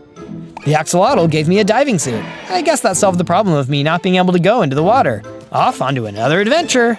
On days 44 to 49, Paul guided us close to the rival axolotl clan. He suddenly stopped and told us he saw the blue axolotl somewhere around here one time, but not sure exactly where. We thanked him anyway. I was close to the surface and took a look to see where I was. I recognized the area. I was next to the dry grass field. This was a great opportunity to use the diamonds I got, so I crafted a diamond sword, pickaxe, and shovel. That's when the crafting table caught on fire. Ah, not this again. The bench broke before we could craft all of the diamonds. Darn it. Well, at least I got some tools. Better than nothing, I guess. That's when I noticed a nice-looking lagoon. Inside of it, I spotted a cave. It seemed empty, so I made my way underwater to take a look. Inside the cave, I thought I could see the axolotls hiding in there. Just then, I was attacked by a shark. Hey, I'm just trying to save Lily. The shark didn't respond. He kept attacking me. Luckily, I had crafted a new sword, so I was able to take him out pretty quickly. I swam up to the cave and emerged from the water onto a dry area. The axolotls looked terrified of me. I just want to take Lily back home. One larger blue axolotl moved forward. Lily is where she belongs. She loves me and wants to stay here. I didn't see Lily anywhere, so I really didn't trust this guy. Then I heard a voice. Help! I'm in here! That must have been Lily. Her own choice, huh? The blue axolotl jumped at me and attacked. The other axolotls backed away, clearly frightened. I was able to take down the leader quickly, and the other axolotls thanked me. Thank you, stranger. We've been captive to Blake for far too long. He wouldn't let us out, and he kidnapped Lily as a way to start a war with the pink axolotls. Why? He was obsessed with Lily for months and wanted to marry her, but she said no. Then a few days ago, he captured her. Well, you're all safe now. I went around the corner and found Lily trapped in a cave. I freed her and we all left the lagoon. I knew what I had to do. On days 50 to 53, I went back to the alcove of the pink axolotls with the blue axolotls and explained the situation. They made a truce, and Lily's mom was more than happy to have her daughter home. We owe you a great debt, Zozo. Take this as a token of our gratitude. Then Lily's mom gave me a huge stash of diamonds. Wow, thank you! Of course. If what I heard is true, you are embarking on a great quest to save our island. You will need it more than we do. I thanked them again and then started the long journey back home. On days 54 to 57, I heard the voice of the volcano speak to me. Sacrifice for them. Sacrifice? I could do that. I just needed to figure out how. I quickly made myself an armor stand and hung my diving suit up. As I got to town, I noticed that the wise woman was outside looking at the sky. Welcome back, Zozo. You have been gone for a long while. I got mistaken for an axolotl and ended up saving the kidnapped daughter and joining the clans together. Yes, as I expected. I looked at her. She was still looking at the sky. She was an odd one, she was. Another 2 houses have collapsed while you've been gone. We did our best, but the Wither grows angry. He is nearly on the brink of taking over the volcano. I was really worried. Maybe the villagers could leave the island and find refuge somewhere else. I suggested it to the wise woman. We don't run away from our problems, Zozo. Not run away, just stay somewhere else. We are safer here with you. I turned and saw Bruce and Bobby approaching me. Are you sure? Yes, young friend. All will be well soon enough. We all looked at the sky together for a minute. Then Bobby leaned over and whispered to me. What are we looking at? We slowly backed away as the wise woman continued to look at the sky. We went and gathered some more supplies so we could continue to work on the statue. It was basically done, we just needed a few finishing touches. We also built some new houses and made sure that the foundations were solid. We also built them over the water in hopes that the other Wither would be less likely to attack them. The Wither would try to take us down, but we would prevail. On days 58 to 62, I woke up to Vanessa flying around nervously. What's wrong, Vanessa? I think there's a storm coming, Zozo. Look! I looked outside and sure enough, it started to rain. I guess I could try to walk around in my diving suit, but it would definitely make me slower. I don't think I should go outside. I can't either. One raindrop could really hurt me badly. I hadn't thought about that, but it made sense that Vanessa was pretty fragile. Her wings were paper thin. It's okay though, we can have a day in. We can play a game. Vanessa flew around me excitedly. We ended up playing some games, and she shared stories of her family. Where are they now? I'm not sure exactly. They all migrated when I was still little. My wing was hurt, so I couldn't go with them. That made me really sad. So they abandoned you? Vanessa landed. Her wings drooped a little bit. It's okay, Vanessa. I won't abandon you. I promise. Her wings lifted a little bit, and she fluttered around again. Thanks, Zozo. You're a good friend. Sacrifice for them. I sighed. I'm trying. Bobby and Bruce eventually came over looking for us. We explained the situation, and they helped build a little overhang so we could travel to and from the village safely. I was really grateful and made some food for everyone. A little while later, I took the diamonds I had been given and made myself some nicer armor. Wow, this stuff was amazing. I could take on anything with this. On days 63 to 66, I went out to go test my new armor. I went out to the jungle area where I hadn't been before. Maybe I could find some more food items. I was getting a little bit low on dried grass and only had 5 peas left. Vanessa had told me about something called chocolate, and it didn't sound half bad. I would go looking for some cocoa beans. I was foraging through the trees when I entered a clearing. It looked like there was something written in the ground. It was that thing that the volcano had said to me. Be sure to listen to that little voice in your head telling you to subscribe. I started gathering some dried grass when all of a sudden I heard some loud screaming. I didn't see anyone around me, but then I realized it was coming from the sky. The volcano was spewing fireballs. I hurried and dodged around them, but one hit me. It was small, but it was enough to knock me over. Apparently these fireballs are extremely hot since they set me on fire. What is this magic? I'm not supposed to burn. Another fireball hit me. Ouch, stop that. What's the matter? Can't take a little heat? I looked around but didn't see anyone. It sounded like the voice of the volcano, but much harsher. Hello? Small little wither, you are nothing, but I can make you great. I assumed it was the Wither inhabiting the volcano. I'm not listening to you. Why not? We are, after all, brothers. I'm not your brother. You are a bully, preying on the innocent. Innocent? They captured me and kept me as a pet. I knew I was destined for more. I had my revenge with the power I possessed, but I am so much more now. The time will come when I obtain all the power of the volcano, and then I will truly have my revenge. What they did was wrong, but they're sorry. You don't need to blow up the entire island because you're mad. The voice screamed and fireballs rained down around me. I tried to dodge, but I couldn't handle all of it. A fireball hit me and everything went black. On days 67 to 70, I woke up in darkness. After a minute, my body lit up the space and I realized I was buried. Oh, great, now I have to dig my way out. I started using my tools to chip away at the hardened lava. It took a few minutes, but I was finally able to free myself. The clearing I had been in was now just a large pool of lava. Good thing I was made of the stuff, otherwise I would have been trapped. I flew over the hot magma and started to make my way back to the village. If the Wither had thrown this big of a tantrum here, I'm sure he did some damage to the village. When I arrived, nothing seemed out of the ordinary. I realized the Wither must have used up all his strength trying to hurt me. I was relieved. Just then, I saw Bobby running up to meet me. Zozo, come quick! I followed after him into his house. What's wrong? It's my dad. I can't find him anywhere. I thought for a minute, then something dawned on me. He must have gone to talk with the Wither in the volcano. That's the only thing I can think of. Bobby looked sick to his stomach. He doesn't need to do that. He probably feels responsible, but don't worry, Bobby. I'll go find him. I hurried and flew back to my cave to gather some supplies. On my way out, I noticed Bobby was waiting for me with a pack on his back. I'm coming with you. It's too dangerous, Bobby. It's my dad. I have to do something. He was right. I wouldn't want to stay behind either. He will probably go back to where it all started, on the desolate side of the island. Then that's where we'll go. On days 71 to 74, we went tromping through the island slowly. Bobby couldn't fly like me, but I wanted to keep a low profile anyways. We mostly traveled in the jungle and gathered food as we went. Hey, more cocoa beans! I totally forgot to make chocolate when I was in the village. I'll have to do that when I get back. Sacrifice for them. Sacrifice what? The cocoa beans? I think the volcano was losing it. We kept traveling and came upon a small pond. We made a small shelter and decided to stay there for the night. Bobby couldn't really sleep because he was so worried about his dad. It's okay, Bobby. We'll find him. I sure hope so. It was quiet for a while, but then out of nowhere came some more spiders. Ah, gross! Bobby helped me fight them off, and in no time they were all gone. Now I really won't be able to sleep. I'll keep watch, don't worry. Bobby nodded and then managed to eventually fall asleep. I hoped I could keep my promise to him. He really needed his dad, and I didn't want to see him lose him. On days 75 to 78, we kept trekking through the jungle. I could tell that Bobby was really tired, but he kept pushing through. We came to a large cliffside and realized that we needed to climb up it. We started to ascend, but then the island started to shake. Zozo! The island kept shaking, and then suddenly the cliffside split. Bobby fell halfway into the cliff and managed to hold onto a ledge. I looked down and noticed Bobby was barely holding on.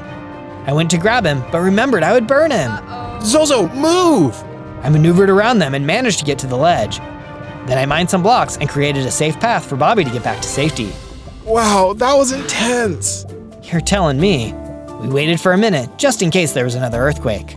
I hope the villagers are okay. I'm sure it's fine. I wasn't too sure, but I had to be hopeful. I need a break and some water. I nodded and let him rest for a bit. We decided to make camp and I made a small shelter.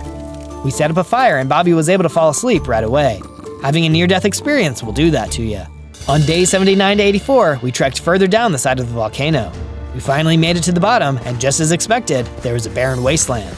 Everything was dried up and dusty. Bobby looked around in awe. This is... empty? Sad. I nodded in agreement. So much destruction and pain. It needed to be healed and restored to the way it once was. We started to make our way through, but then Bobby was attacked by some snakes. Ouch! He stabbed them with his pitchfork, but more were getting bites in. Hey, stop it! I threw fireballs at them and managed to take them out, but Bobby looked pretty bad. You okay, buddy? I think I've been poisoned. I need some medicine. It's in my bag. He managed to grab some and take it. The wilderness is not kind to you, my friend. Bobby laughed. No, it is not. After this, I'm never leaving home again. His laugh got quiet. I wonder how my dad is doing with all of this. You're weak. I'll go get you some food. Where? I looked around. Touché. Instead, I located a large dead branch and severed part of it off. I gave it to Bobby to use as a crutch. Thanks. We slowly but surely made our way further into the wasteland. On days 85 to 89, Bobby and I arrived at what looked like the remnants of the village. Some of the stones were still there, but there wasn't much. This must be it. My dad has got to be close by. Bobby threw down his crutch and went scrambling around the ruins. I went looking around but didn't see much. Then I noticed something shining across the land. I flew toward it and saw a metal-looking container buried in the ground. I unearthed it and discovered it was a cage. Bobby came up beside me. Is that... It's where I kept it. We both flipped around to see Bruce emerging from a small hole in the ground. It was partially hidden by a rock, which is why we didn't notice it in the first place. Bruce approached us and touched the side of the cage. It's where I kept Aiden, the other wither. Bruce seemed really upset and he started to cry. I've made so many mistakes. All of this is my fault. I need to fix what I broke. Not like this, Dad. Don't sacrifice yourself. You only give him what he wants. Bruce didn't say much else, but we followed him into a small cave. We stayed there for a while to rest up while I devised a plan. On days 90 to 94, I woke up to Bobby yelling at Bruce. It's not your responsibility. Yes, it is. Don't try to stop me, Bobby. I'm doing this for you. For all of you. What about Zozo? He promised he would help us, and he will. I can't let someone innocent pay for my mistakes. Not anymore. Sacrifice for them. I knew what I needed to do. Bruce went back to his room in a huff, and I came up to Bobby. I know what I have to do. Just promise that you won't follow me, and make sure your dad stays here. Is this goodbye, Zozo? No, I'll be back. Don't you worry. Bobby nodded and then went up to the opening of his dad's room. We lured Bruce towards the cage, telling him that we found something interesting in there. When Bruce wasn't looking, we pulled him inside the cage and locked the door. He looked stunned. This is for your own good, Bruce. Don't follow me. He sat there and begged me. Please, Zozo. It's okay, Bruce. It's what I'm supposed to do. On days 95 to 97, I continued flying toward the volcano. It spewed lava here and there, but I dodged past it. When I was a good distance away, I stopped and hovered. Aiden, I've come to talk to you. The voice I heard before let out an ugly scream and spewed more lava at me. You dare to call me what that monster named me? I'm here to take his place, Aiden. I know you hate him, but he needs to live. Take me instead. I saw the lava spew out further, almost hitting me. Why would you sacrifice yourself for such measly humans? Because it's the right thing to do. The voice laughed. Oh, this will be fun. I moved closer to the volcano to see if I could spot Aiden. Suddenly, the volcano reached out and snatched me, pulling me into its burning embrace. Everything went black. On day 98, I woke up inside the lava. I heard the voice of the volcano. Well done, Zozo. I felt a powerful surge run through me, and I burst from the ground into the air. I leveled up into a full-sized wither. But then I felt a different kind of power. It was much bigger and stronger than me. I realized I could control the volcano. I focused my energy and forced Aiden to fly out. He was out of the volcano, but the fight wasn't over. He was as big as I was, probably stronger. But what choice did I have? I flew toward him, spewing lava and shooting witherheads. He fired witherheads back at me, but at long last, one of my wither skulls knocked Aiden down. On day 99, I approached Aiden. He looked like a normal wither like me, but he shook with anger. How dare you! That was my home! You have no right to use all that power for evil. This ends here, Aiden. I commanded the lava to burst up and around him and solidify to his body, caging him in. He was stuck, and he knew it. Let me go! I have to make them pay! They're all evil and can't change. They don't deserve to live. You're wrong, Aiden.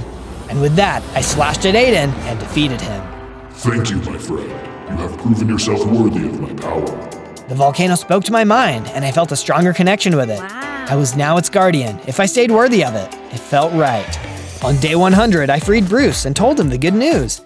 He followed me and Bobby back to the village, where we all lived happily and safely. The people celebrated, and I finally made some chocolate chip cookies. We also finished the last part of the statue, and it looked awesome. Everything was right on the island. Finally.